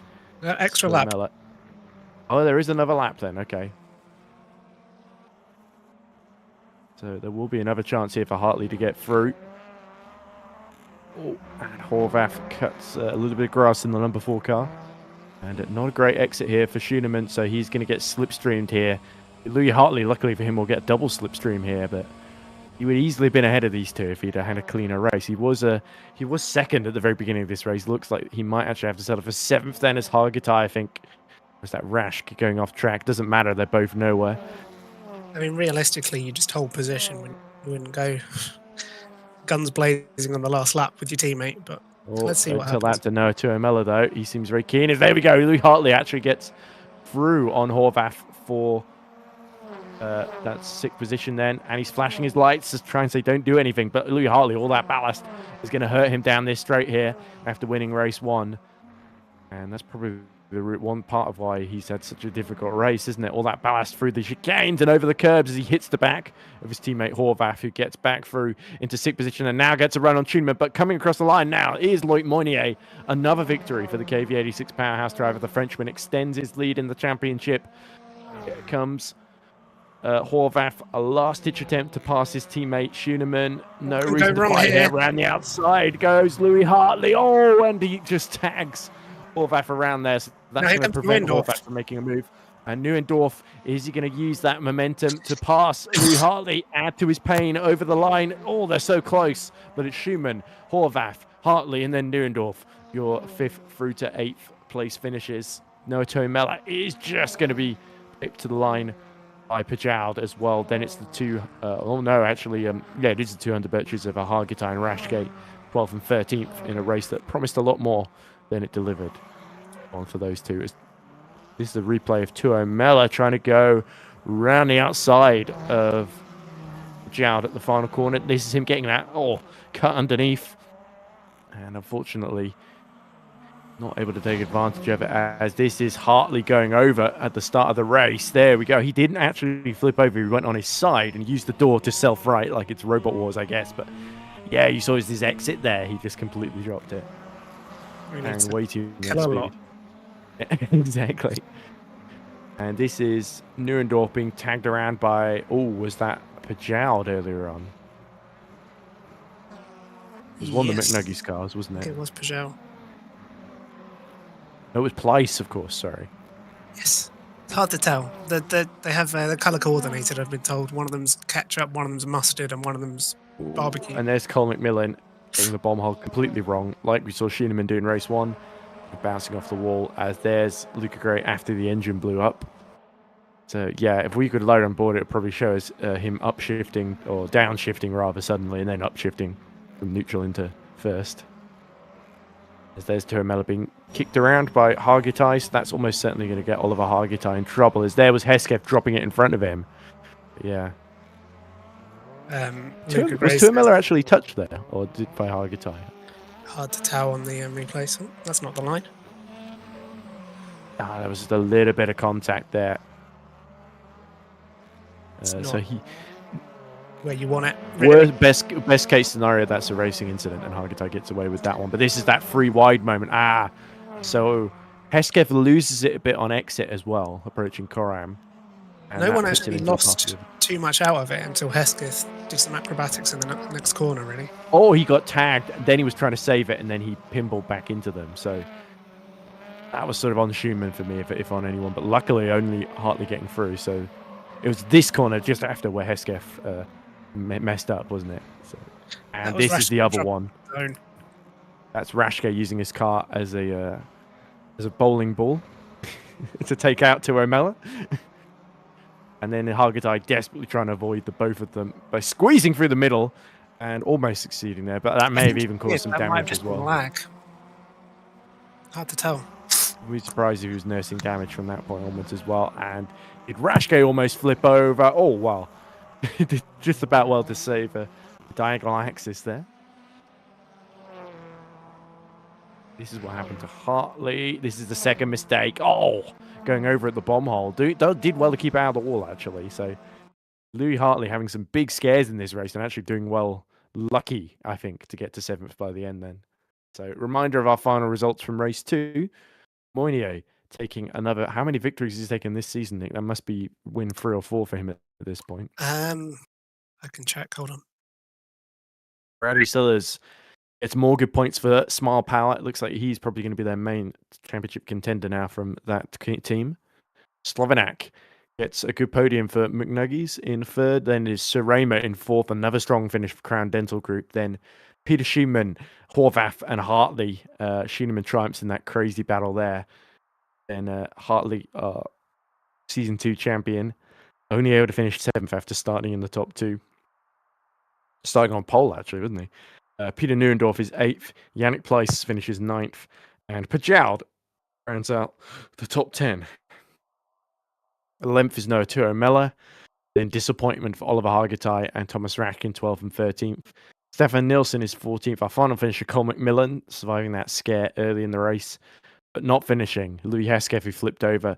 Luca Gray, who destroyed his engine. And Patrick Magnussen got crashed out early on, if I'm not mistaken. So one more race to go. And I have to see who ends up on the, is it reverse grid or is it a random draw poll? It's the random reversal between 6 and 15. Okay, so I guess Nick's going to spin the wheel, and all will be revealed. It will be our 7th place finisher, which will be, funnily enough, it's Mr. Louis Hartley on pole again. But he does all 3 races he's been on pole for. It's the first time I think he's ever done that. Yeah, he doesn't have the softs though. Sellers has the softs. Yeah, so Bradley Sellers has been waiting for this moment all day. Who else has been waiting? Surema in 4th. He has got the softs available in race 3. Cole McMillan, who I don't think is here. Darren Wright, who I don't think is here. Megs Ockenhag, who's not here. Williams is not here. Magnussen, who retired from the very back of the grid, he will get softs. Schuneman in 5th has got softs as well. And we've got Nilsson and Pajoud also getting to use the softs in race 3. I think, where does Schuneman finish? P5. He could be a big threat if he's on the soft tyres. He's won race 3s before, hasn't he? I think he's done it twice. Imola in first season. Didn't he win another one in a recent season? He came very close. Last time out in Road Atlanta, he got P2. Ah, okay. I remember he did well at Imola this year, but I think it was more top 5, top 6 sort of territory for him. Mm-hmm. So yeah, we can't count out Peter Schuneman because he is when he gets defensive, as we saw there at the end of race 2, he can put on a bit of a masterclass. But Surema could be someone really exciting to watch out for on those softs because he looked like he was threatening on the harder tyres in race 2 there for a while until he sort of ran out of tyres. So it'd be interesting to see if he can manage the softs a bit better. Yep, just going to set the ballast and then I'll be back with you. 1 sec. Yeah, well, from my point of view, I'm just hoping Hunter Birch have a better one.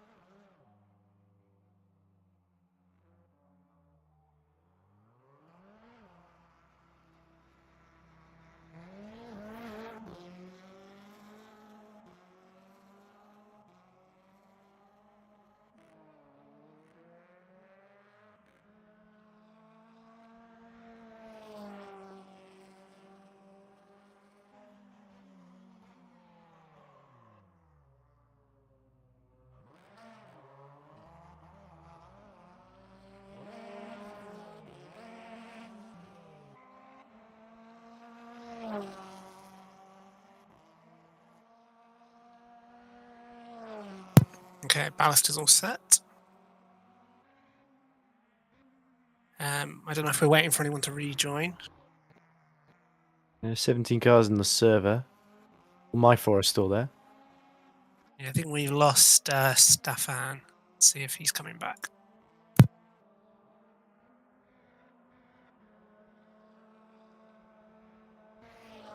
Oh yeah, there he is, right on cue. Yeah, I just said to Louis Hesketh, less aggression over the big curbs if you can. Otherwise, solid job on the softs. Oliver Hargitay just said after the race, "What a race, clown show." So he clearly feels a bit hard done by. I have to say, some of that contact was. I can't defend all of his conduct in that race, but that was a shame.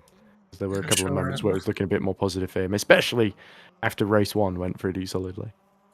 I'm sure they'll be reported he'll report them if there's anything he wants to be looked at.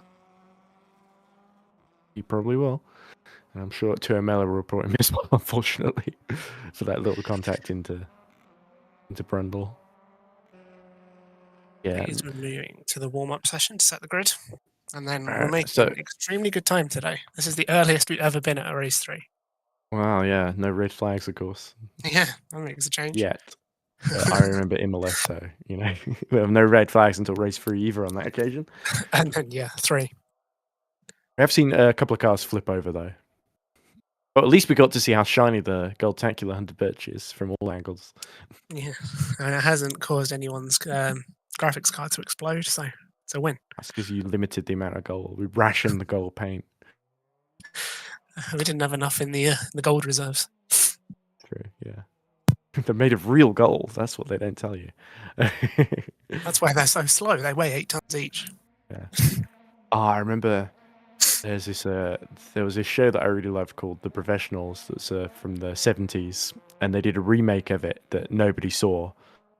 One of the episodes that was like for a season on like Sky, and nobody watched it in like the late 90s. And it's got a guy from Hollyoaks in it, and a couple of Edward Woodward as well. One of the episodes is about them, the sort of anti-terror organization. Essentially, one of them is about them tracking down a race car team owned by a Bulgarian, and the plot is that this Bulgarian who's like a Eastern European terrorist, or he has connections with terrorist groups and stuff, and he's funding terrorist activities with this race car team where engine components are made of gold, and that's how they're smuggling them in. So it's clearly written by someone who doesn't understand how scrutineering works, but they did have access to like Brands Hatch and a McLaren F1 and something. So there's like an action scene where one of the hero characters tests the car and they've cut the brakes on him or something. It's very goofy. I remember a whole film like that where they were like searching for some gold, and they find this old Ferrari, and it's just made entirely of gold, and they have to try and drop it out of a tower block. The other thing as well, gold's pretty heavy. You probably wouldn't be able to win races like they do, like they were portrayed as, with components, large components of the engine made out of gold.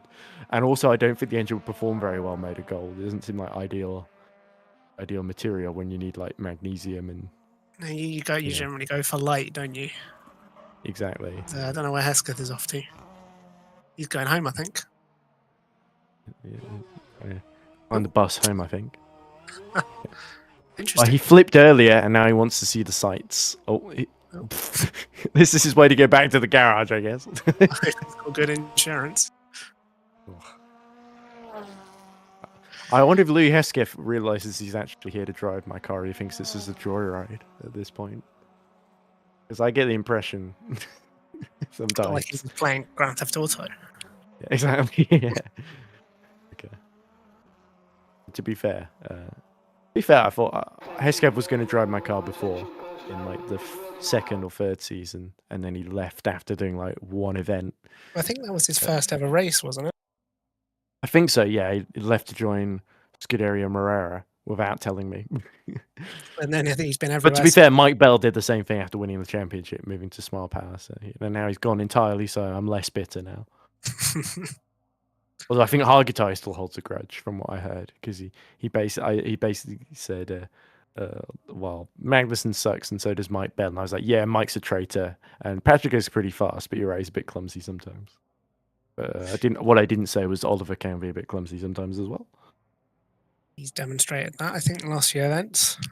As everyone actually gets onto the grid nearly. We're just missing Sarema and Slovanak.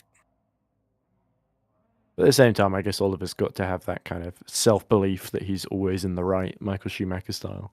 I think it's touring cars as well, isn't it? It's never going to be 100% squeaky clean, as I think the countdown is starting.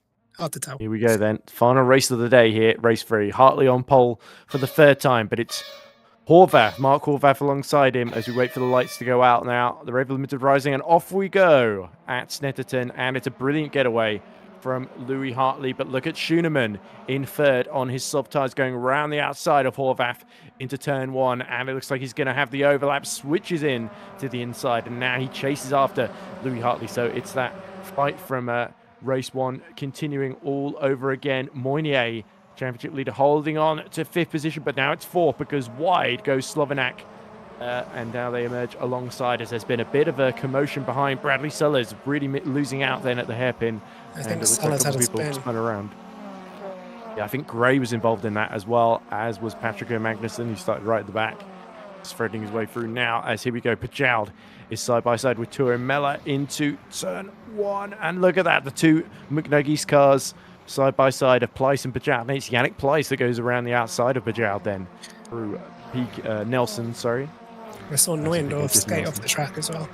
Had a bit of a moment there. Okay, so Neuendorf in trouble then. That's a shame because he's quite fairly high up the grid as well. Hargitay has already got himself up. Don't know if Nilsson is spun. Oh, did Nilsson get hit by Hesketh there, or did he lose it on his own?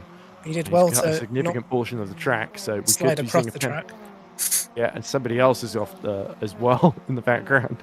So it's just all chaos at the back of the field, but at the front as is that Pleiss just doing a bit of grass cutting to get the widest line into turn 1. But Moynier now is all over the back of Mark Horvath and looking to challenge. So remember, neither Horvath nor Moynier have got softs at their disposal in this race. So this is the top 2 are on. No, Schoenemann is the highest soft runner, isn't he? And then so we got Peugeot, Nilsson, Schoenemann, Magnussen, McMillan, Sellers, and Sorema on the soft tyres. Yeah, so it'll be interesting to see the progress Magnussen can make. But yes, Sorema, Nilsson, Pajoud all together as going wide again goes Slovenak this time, and that lets Pleiss through. So that's the second time his teammates let him through at that corner, and he emerges right in front of the Hunter Birchgold Taculars of Hesketh and Hargitay. Can the two H's negotiate cleanly here in the bomb hole? Yes, they can. Hargitay keeps position then, and now he's got to find a way through past Jurica Slovenak, who very, very quick driver, not the most consistent though, as he goes wide at the final corner, almost to illustrate the point there, and gives Louis Hesketh a lovely tow as Hargitay goes around the outside for 7th then, and now Moynier is challenging Horvath for the final spot on the podium. Can Mark Horvath extend? No, the rear end complaining. Loic Moynier is going to switch through to the outside there. Very clean move. Yeah, that was nice. Horvath made a little mistake there, but kept it clean. He didn't hit Moynier at all, as that is not the... Oh dear, and that looks like a Nilsson in more trouble, just holding off a pack of cars. There's always Gray blowing the engine again, and it's a disco inferno, unfortunately. But Luca Gray, he will do no more dancing, as once more Horvath this time not able to keep Moynier at bay. Moynier going through into 3rd place, and now Horvath is soon going to have to deal with Turo Mella as well. Yeah, he's got all the Toyotas coming from, isn't he? Exactly. But Luca Gray looks like he is a... I just seeing his comment about race 2. He says, yeah, it's frustrating about blowing the engine. It was my fault as well. I watched the replay. I wonder if it was a mistake this time, or if that was a game glitch maybe that forced him to change gear at the wrong moment. He just said in the Discord, what a waste of time. So. Oh dear. That's such a shame for Luca Gray after he qualified so well and had that win from Road Atlanta as well. So he's got the pace to really win more races, but unfortunately the luck not on Luca Gray's side, which is a big shame. Let's hope we see him back in action soon, as Turo Mella now trying to switch back on the exit here, but this is dragging Yannick Pleiss into this fight as well, and Pleiss gets a great exit here. Remember, Pleiss is another one of those who has used the soft tyres earlier in race 1, so it's a pretty even fight here between these three. Schoenemann is being dropped by Louis Hartley, actually. Yeah, so Pleiss, Horvath is dropping back a bit. He's got a fair bit of ballast, I think, isn't he? Wheel lifting for Pleiss. Oh, you did well to hold on to that one. That was a bit scary.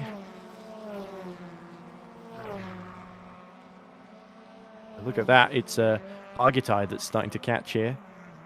Because all the Goldtacular Hunter Birch cars used up all their race 3 allocations earlier in the season, sadly. Clean races where, in fact, sadly, Thomas V didn't show up. So Yeah, that's a waste of time or a waste of tyres. I think Thomas V is a waste of space, thankfully. But anyway, I'm not. If he wants to drive again, I'm going to say no because he didn't show up when I asked him to. As Hesketh now is trying to go back around the outside of Slovenak for 8th position. Slovenak, all the rear complaining and stepping out there, and that gifts the position to Louis Hesketh there as we see Rashke trying to attack Sarema just behind. So Sarema's not had a good start to this race at all, being caught up in that first lap drama. That means he's not been able to use his softs to full advantage. And as we see Nilsson being attacked by Bradley Sellers there. And he lets Sellers through. Unfortunately, that lets Stanislas Bajal through as well. Yeah, like he got a bit bogged down in the exit. I don't know if he took a wrong gear shift or something. I doubt he was letting him through. Maybe he didn't cut the corner slightly and didn't want to get in trouble for corner cutting. Oh, could have been, yeah. Look at this battle continuing on then. We cut back to third place battle. Tuomela is now past Yannick Pleiss. And now it looks like Moynier is starting to close on Schumann. Has Schumann chewed through the softs too soon? Because we're on lap 5 and he can't hold a candle to Moynier at the moment. Yeah, he's I would have, I think Lyric's in a bit of a faster car as well. But I wouldn't have expected him to catch up that quickly. Yeah, this has been a really, really good... all 3 races have been quite strong from Moynier on the podium in all of them so far.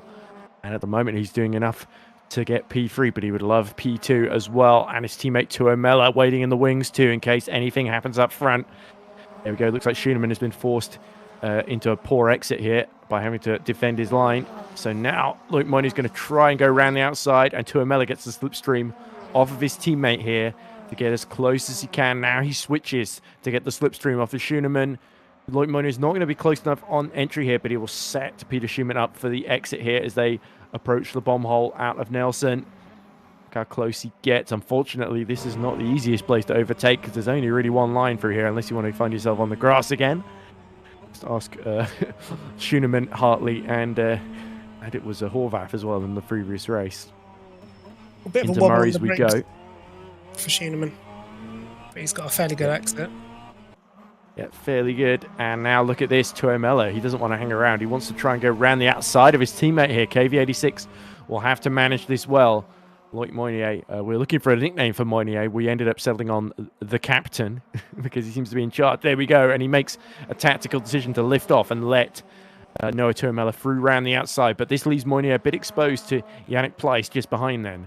So great battle here. But it's Hartley that's checking out up front then. So winner of the first race. Didn't do quite so well in race 2, did Hartley, although he still got top 7. And now he's making up for it with a great performance here. So looks like it's sort of stalemate in the championship between Moynier and Hartley at the moment, the way these 3 races have panned out. Yeah, it'll be interesting to see the standings. And we have got through 3 races without a red flag, as long as server doesn't die now.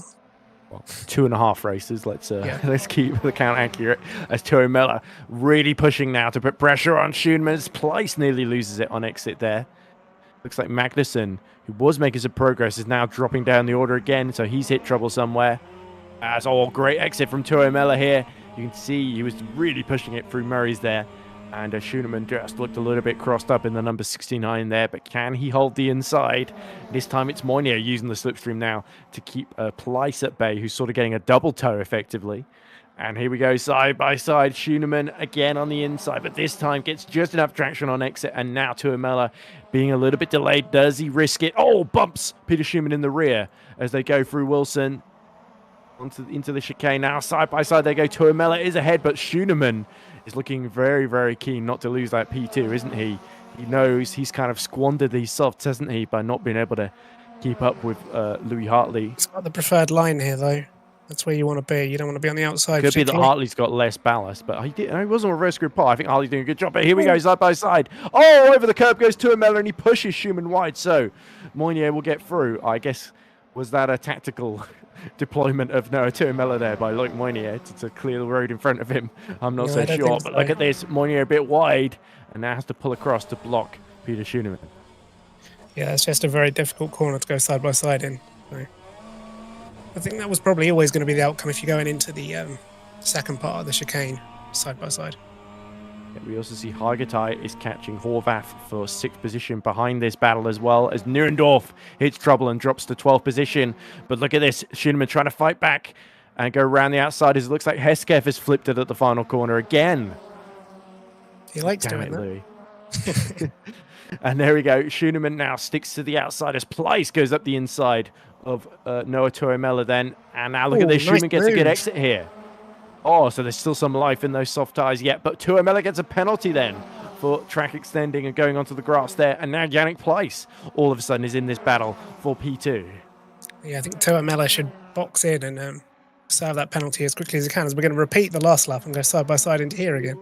Once more, it's the KV86 on the outside, but this time it is just enough overlap, despite that bump in the rear from Schoenemann, but they emerge side by side. It's Schoenemann with the inside into the bomb hole, and he's going to retake that second place, but all this fighting is allowing Horvath and Hargatai to close in, and almost going too wide there through Coram. That's not ideal. Another touch between Tuomela and Schoenemann. Only spins Schoenemann around. Yeah. That's Tuomela, who's already supposed to be heading for the pits, as you say, Nick. So I think that was that Tuomela or was that Minier? it was Tuomela because he was the one behind. Oh, okay. He was money ahead. I look completely Just lost ahead, track. though. And now look at this. Pleiss fancies making it even worse by going up the inside, but this time that's the problem. They turn in too sharply and it destroys their exit here. But look at Hargatai. He seems really fired up right now behind Horvath. And now it's a four-way fight for third here, as Magnussen gets a penalty as well. So 2 of the KV86s picking up penalties. That could really hurt them in the team's championship. Yeah, I think Tuomela should come into the pit, so he's got time to try and make up some positions once you serve the penalty. Yes, but the other way of looking at it is you want to leave it as late as possible so you can build a gap to those behind. Yeah, where's he going to come out? Probably. Oof, he's way down. Probably ahead of Louis Hesketh. Yeah. I just said that Hesketh flipped, but he does seem to have landed on his head this time. Well, not on his head, but on his legs, I mean. Eyes on the wheels. I don't think Louis actually got out the car and did any acrobatics. But Can't rule it out. look at this. Hargatai in the number 72 Hunter Berger sees Horvath dip a wheel in the grass, sees Tuomela pull into the pit lane, and suddenly Hargatai is going to be up to 5th and now challenging for 4th then as they go down the start-finish straight. Just 3 laps to go after this one. And Hargatai desperate now to get his first podium of the season. He's got another chance of doing it, but Yannick Pleiss will try and escape here, as Loic Mounier is doing. Noah Tuomela emerges just behind Peter Schoenemann in 8th then. He's once again got to fight against Schoenemann. It's like, didn't I just push you out of the way? Yeah, the drive-through was not as... didn't take as long as I expected. Oh, and now he's going to come out alongside Magnussen, who I also don't think has served his drive-through yet as well, because he got the lap after his teammate Tuomela. Bit of a train forming there, isn't there? There is. And trains tend to lead to chaos as you see the bollards just scattered to the wayside through Brundle and Nelson here.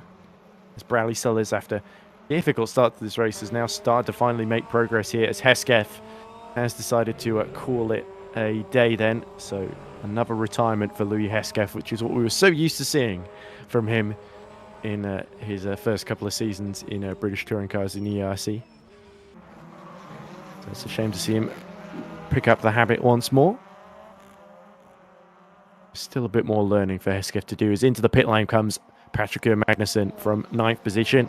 So that will drop him behind Pajoud potentially, depending how long this stop is. Let's look at this. Bradley Sellers now to the outside of Surema. Is Alexander Surema going to be able to defend from the inside? Oh, it's a mighty run from the smile power of Bradley Sellers. No! Surema spins him into the wall.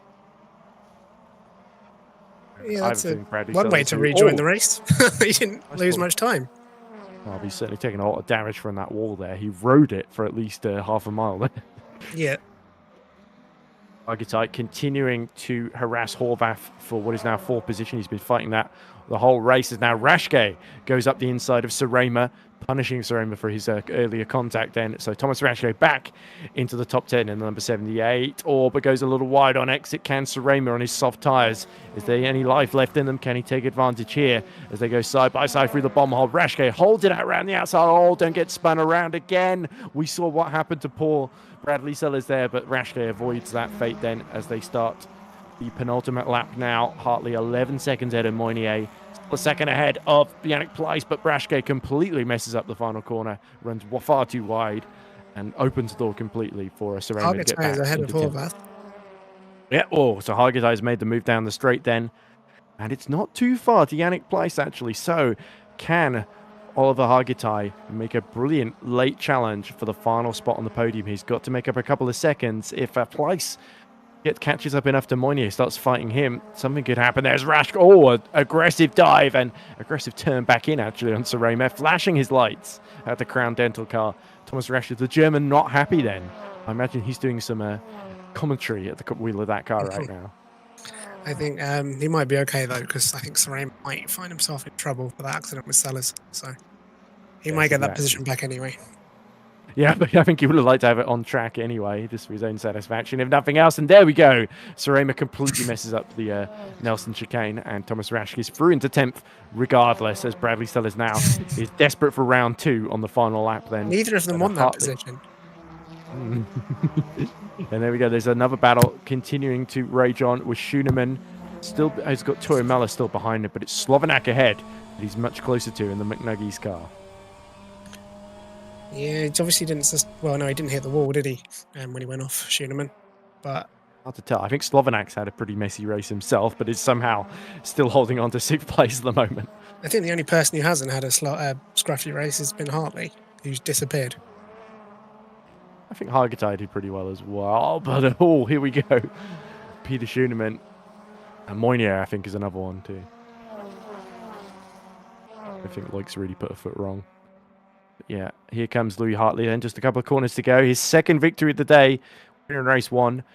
To close back down on that championship lead. Lost a lot of points in race 2 to Loic Moynier, but he's going to gain at least a few back. But Moynier in second will still limit the damage. But nonetheless, another victory for the Season 2 champion. Louis Hartley ends the day at Snetterton with 2 wins in the bag. He will be pretty satisfied with that, I imagine. And Schoenemann then. 2. Oh no. To defend from Tuomela. Tuomela, don't spin him. Don't spin him. He's going to the outside. Don't turn in. Oh, and he almost tried to spin him. But luckily there was grass there to stop him. And Serema then is just going to miss out to Thomas Rasch then as they all finish and complete the final race of the day then. Hargitai misses out on the podium by 2 seconds, but nonetheless, considering he started outside the top 10, that's a good recovery from the Hunter Birch driver. As there's Pajoud.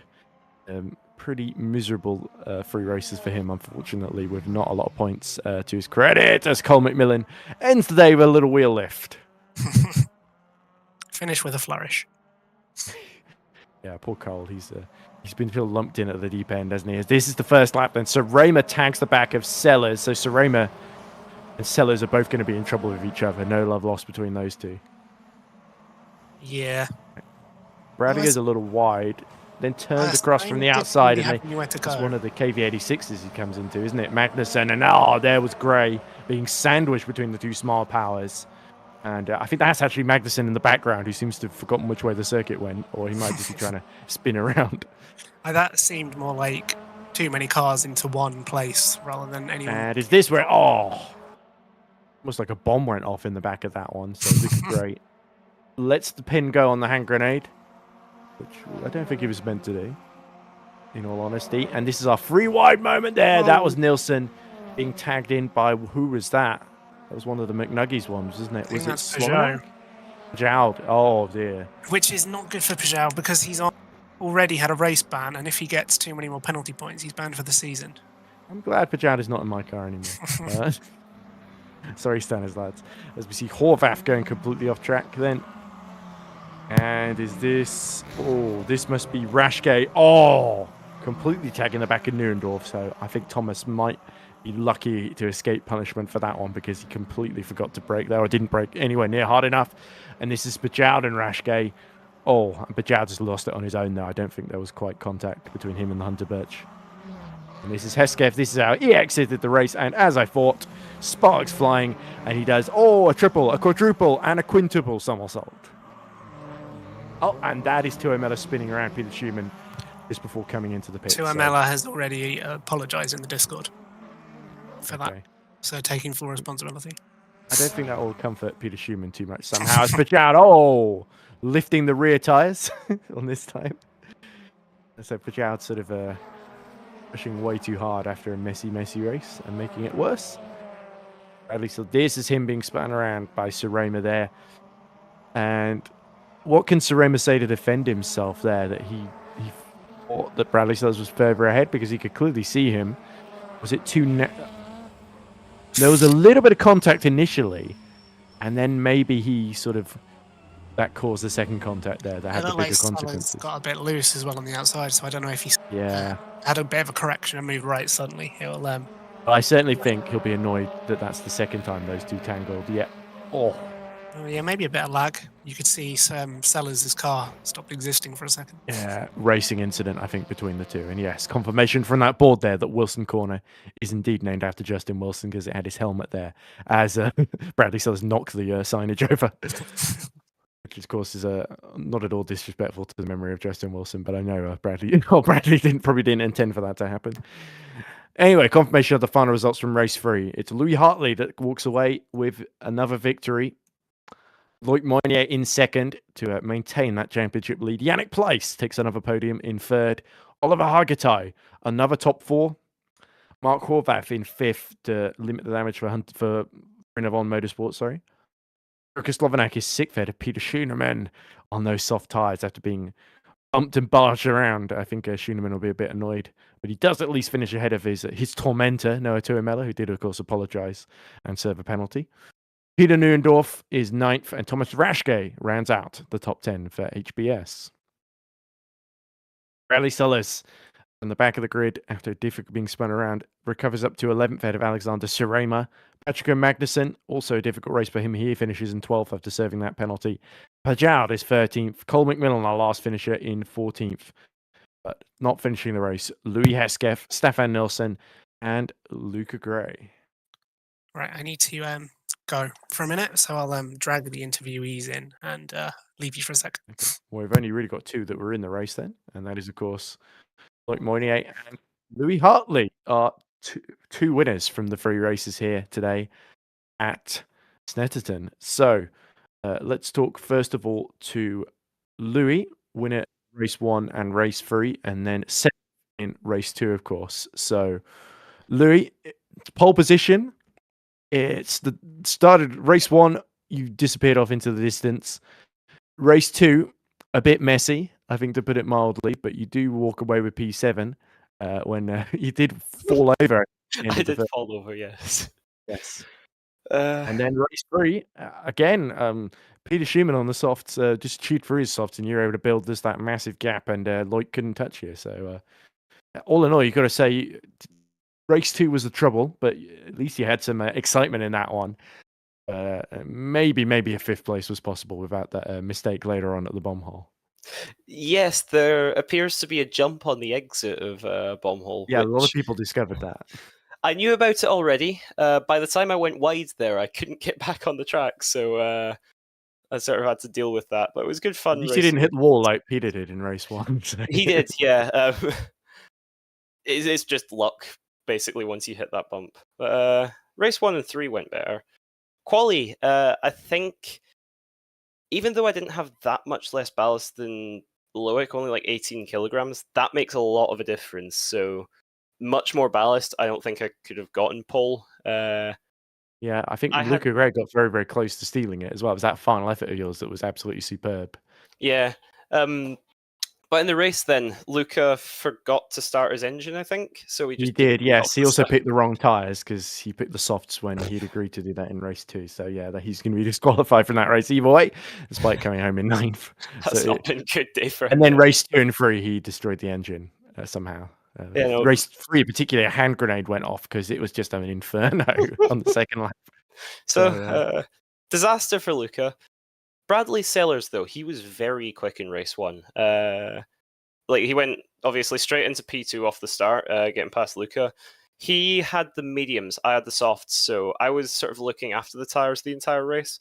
I think I only ever got about 2 seconds ahead of him, and then when the soft tires started to go off, he was all over the back of me, so I had to defend like a madman for like the last 4 or 5 laps. might have looked easy, but that's probably one of the hardest races I've had to win before. I think definitely in this league it's the hardest. It was a thriller of a finish, yes, because we had so much racing since then. I'd forgotten about the finish. He didn't exactly walk off into the sunset like yeah. implied. I was trying to be flattering. He had a bit less ballast than me, so he was quicker in a straight line, but even then, it was the tyres. I didn't stand a chance, so I was just lucky I could stop him from going for any dive bomb, but then it was close enough at the end that I think he pushed me into the last corner as well. He did, yeah, he was pushing you around. Obviously. Yeah, race 2, not quite as well. To talk about Bradley, I think he was saving the softs to the final race, and then he got spun around by Alexander Serema at the first at the hairpin. So all those softs were kind of wasted, and then he had another collision later on when he went around the outside of Serema, and they both sort of lost control and they ended up in the wall. And had to do a stylish spin turn around. But anyway, you were going to talk about your embarrassing race too, there. Well, that's one way to put it. Yeah. I mean, all right start. Loads and loads of ballast, so I didn't really think I could hold on to the lead anyway. I'd already said to Loic, I think he would have had that over me regardless. Nick actually cursed you in commentary, said, "Oh, this is a bit inevitable. Louis is going to lose the lead here," and then you flipped over. Well, yeah, that's the thing. It seems that with the ballast, it's harder to keep the rear end in check going into the two sort of chicanes on this track. I realised I was already losing the rear going into the final corner, so my plan was to flick it to the left, have it at least pointing at the exit, probably lose the position to Loic down the straight, but at least don't spin or go off the track or anything. And then the curb appeared under my front wheels and decided to push me over, which, I mean, that wasn't really part of the plan. No, unfortunately, my driver, Louis Hesketh, did it twice as well. Once in race 2 and then once in race 3 as well, which is why he didn't finish either of them. Yeah, so, race 2 was... You weren't the only one doing acrobatics. Me, so I did see that one as well. But no, race 3, yet again, I was starting from pole, this time with less ballast. So to be honest, for that one, it was just get a good start. I was lucky enough to have 2 orange cars directly behind me as buffers, which slowed Loic down enough that I could just sort of cruise to the finish. Anyway, so talking about the big picture now, we're halfway through this championship, and the gap to Loic, I think it's fluctuated a bit throughout the day, of course, but I believe it's roughly sort of 18, 20 points or so. So do you think you can catch him? If that's the case, then maybe. There's a lot left to go. Obviously, race 1 winning races, the gap will keep going down. Race 1 at Silverstone is going to be a weird one because that's obviously going to be double length and double the points. So I think whoever does better in that race will be looking pretty good for the rest of the championship. But to be honest, like, we're both fairly friendly to each other. We're not exactly trying to kill each other out on track. If he takes a big lead, I don't really care. You're doing a good enough job of that yourself, judging by race 2. Yes, very much so. And, well, race 3 last time out as well. I think you were away for something, but... Oh, sorry, race 2. I was starting pretty much from 6th, maybe. Got up into 3rd, immediately got a drive-through, and then binned it like 2 corners later. So I threw away a podium, which could have ended up being more. Got, I think, 2 points out of that race. So it's not the only time I've bottled points this season.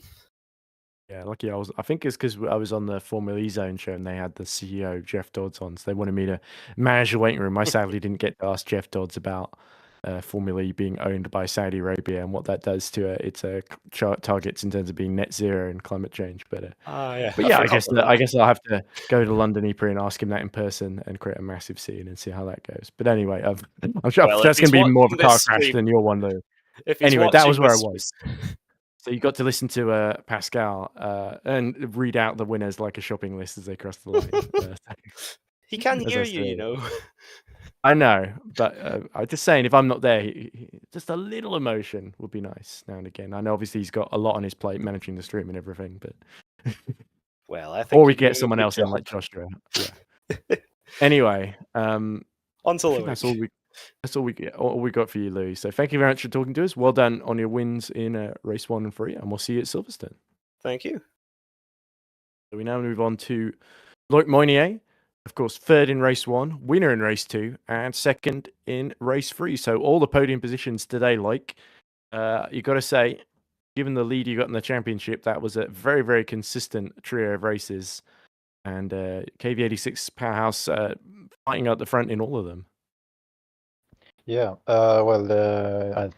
for all of them, we had a little bit of issues to fight for good places with Pat and Noah. Obviously limited practice due to GPV, but they're doing pretty well in those cars, to be fair. Yeah, Magnussen won race 1 in Imola, didn't he, the other day? So Yeah. No, don't worry about it. He'll win some more. Now the round went quite fine for me. Good start, but I almost ran into Luca because he stalled on the grid. So I had to completely lose all my advantage at the race starts to avoid him.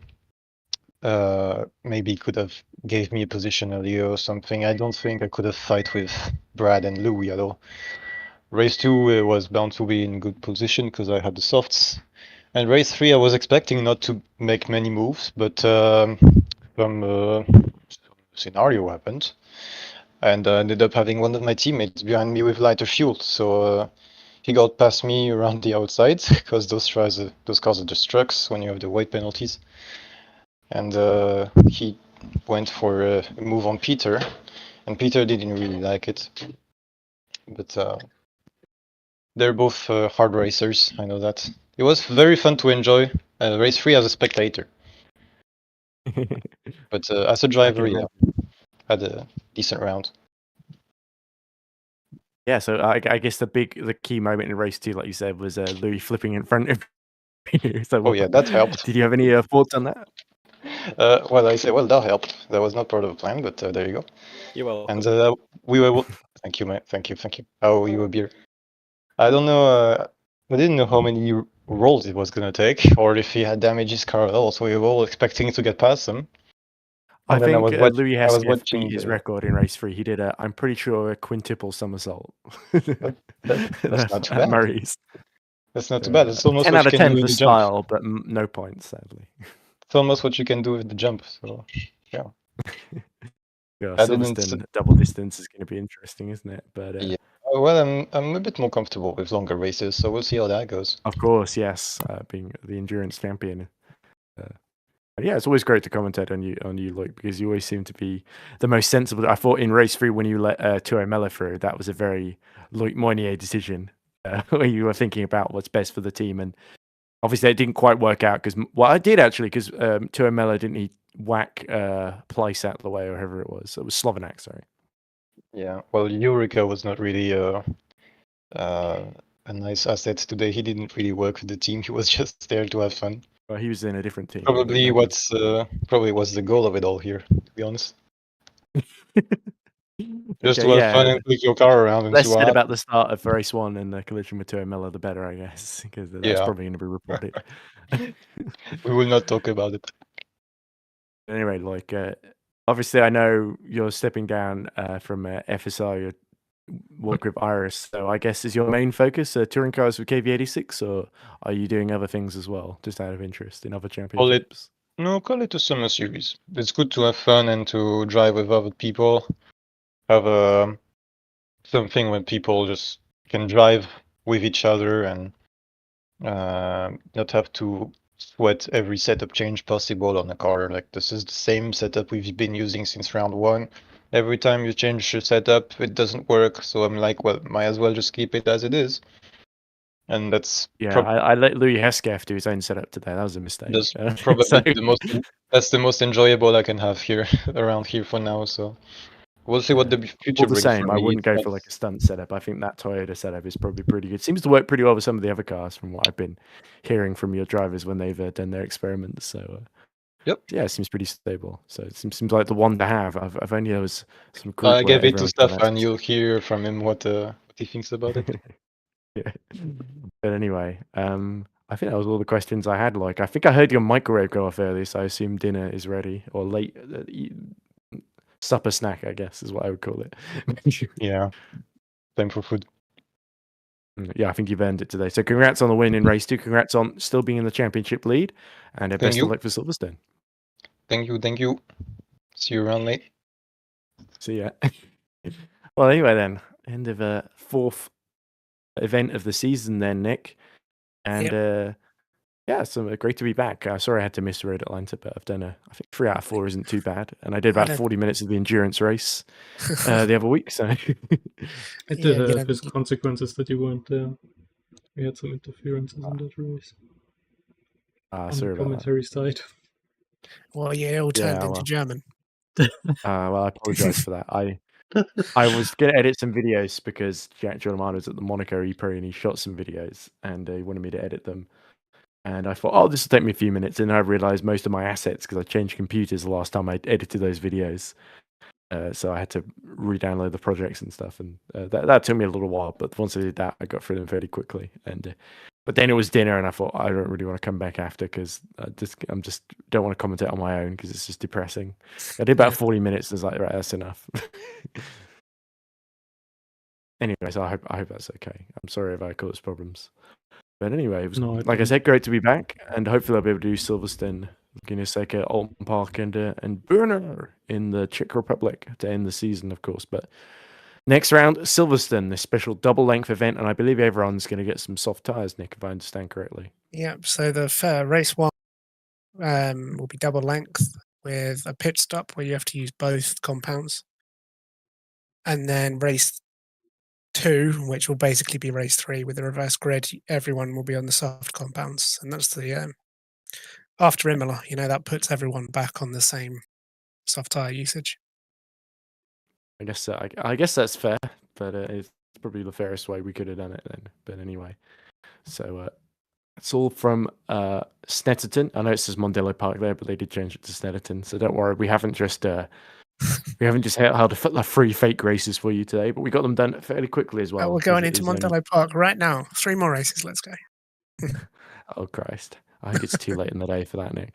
But anyway, thank you very much for watching. Thank you to Pascal for doing the broadcast direction. Thank you to Nick for managing the server. Thank you also to both of you for doing all the penalties and the stewarding. Thanks to all our teams and drivers for taking part. And thanks to the less than 8 people who are still watching. One of them, of course, being me. Just checking on my phone. And we'll see you next time on the 15th of May for more British Touring Car action in the EERC Championship. It is still Lloyd Money leading the standings, but it is Louis Hartley that wins race 1 and race 3. Goodbye for now.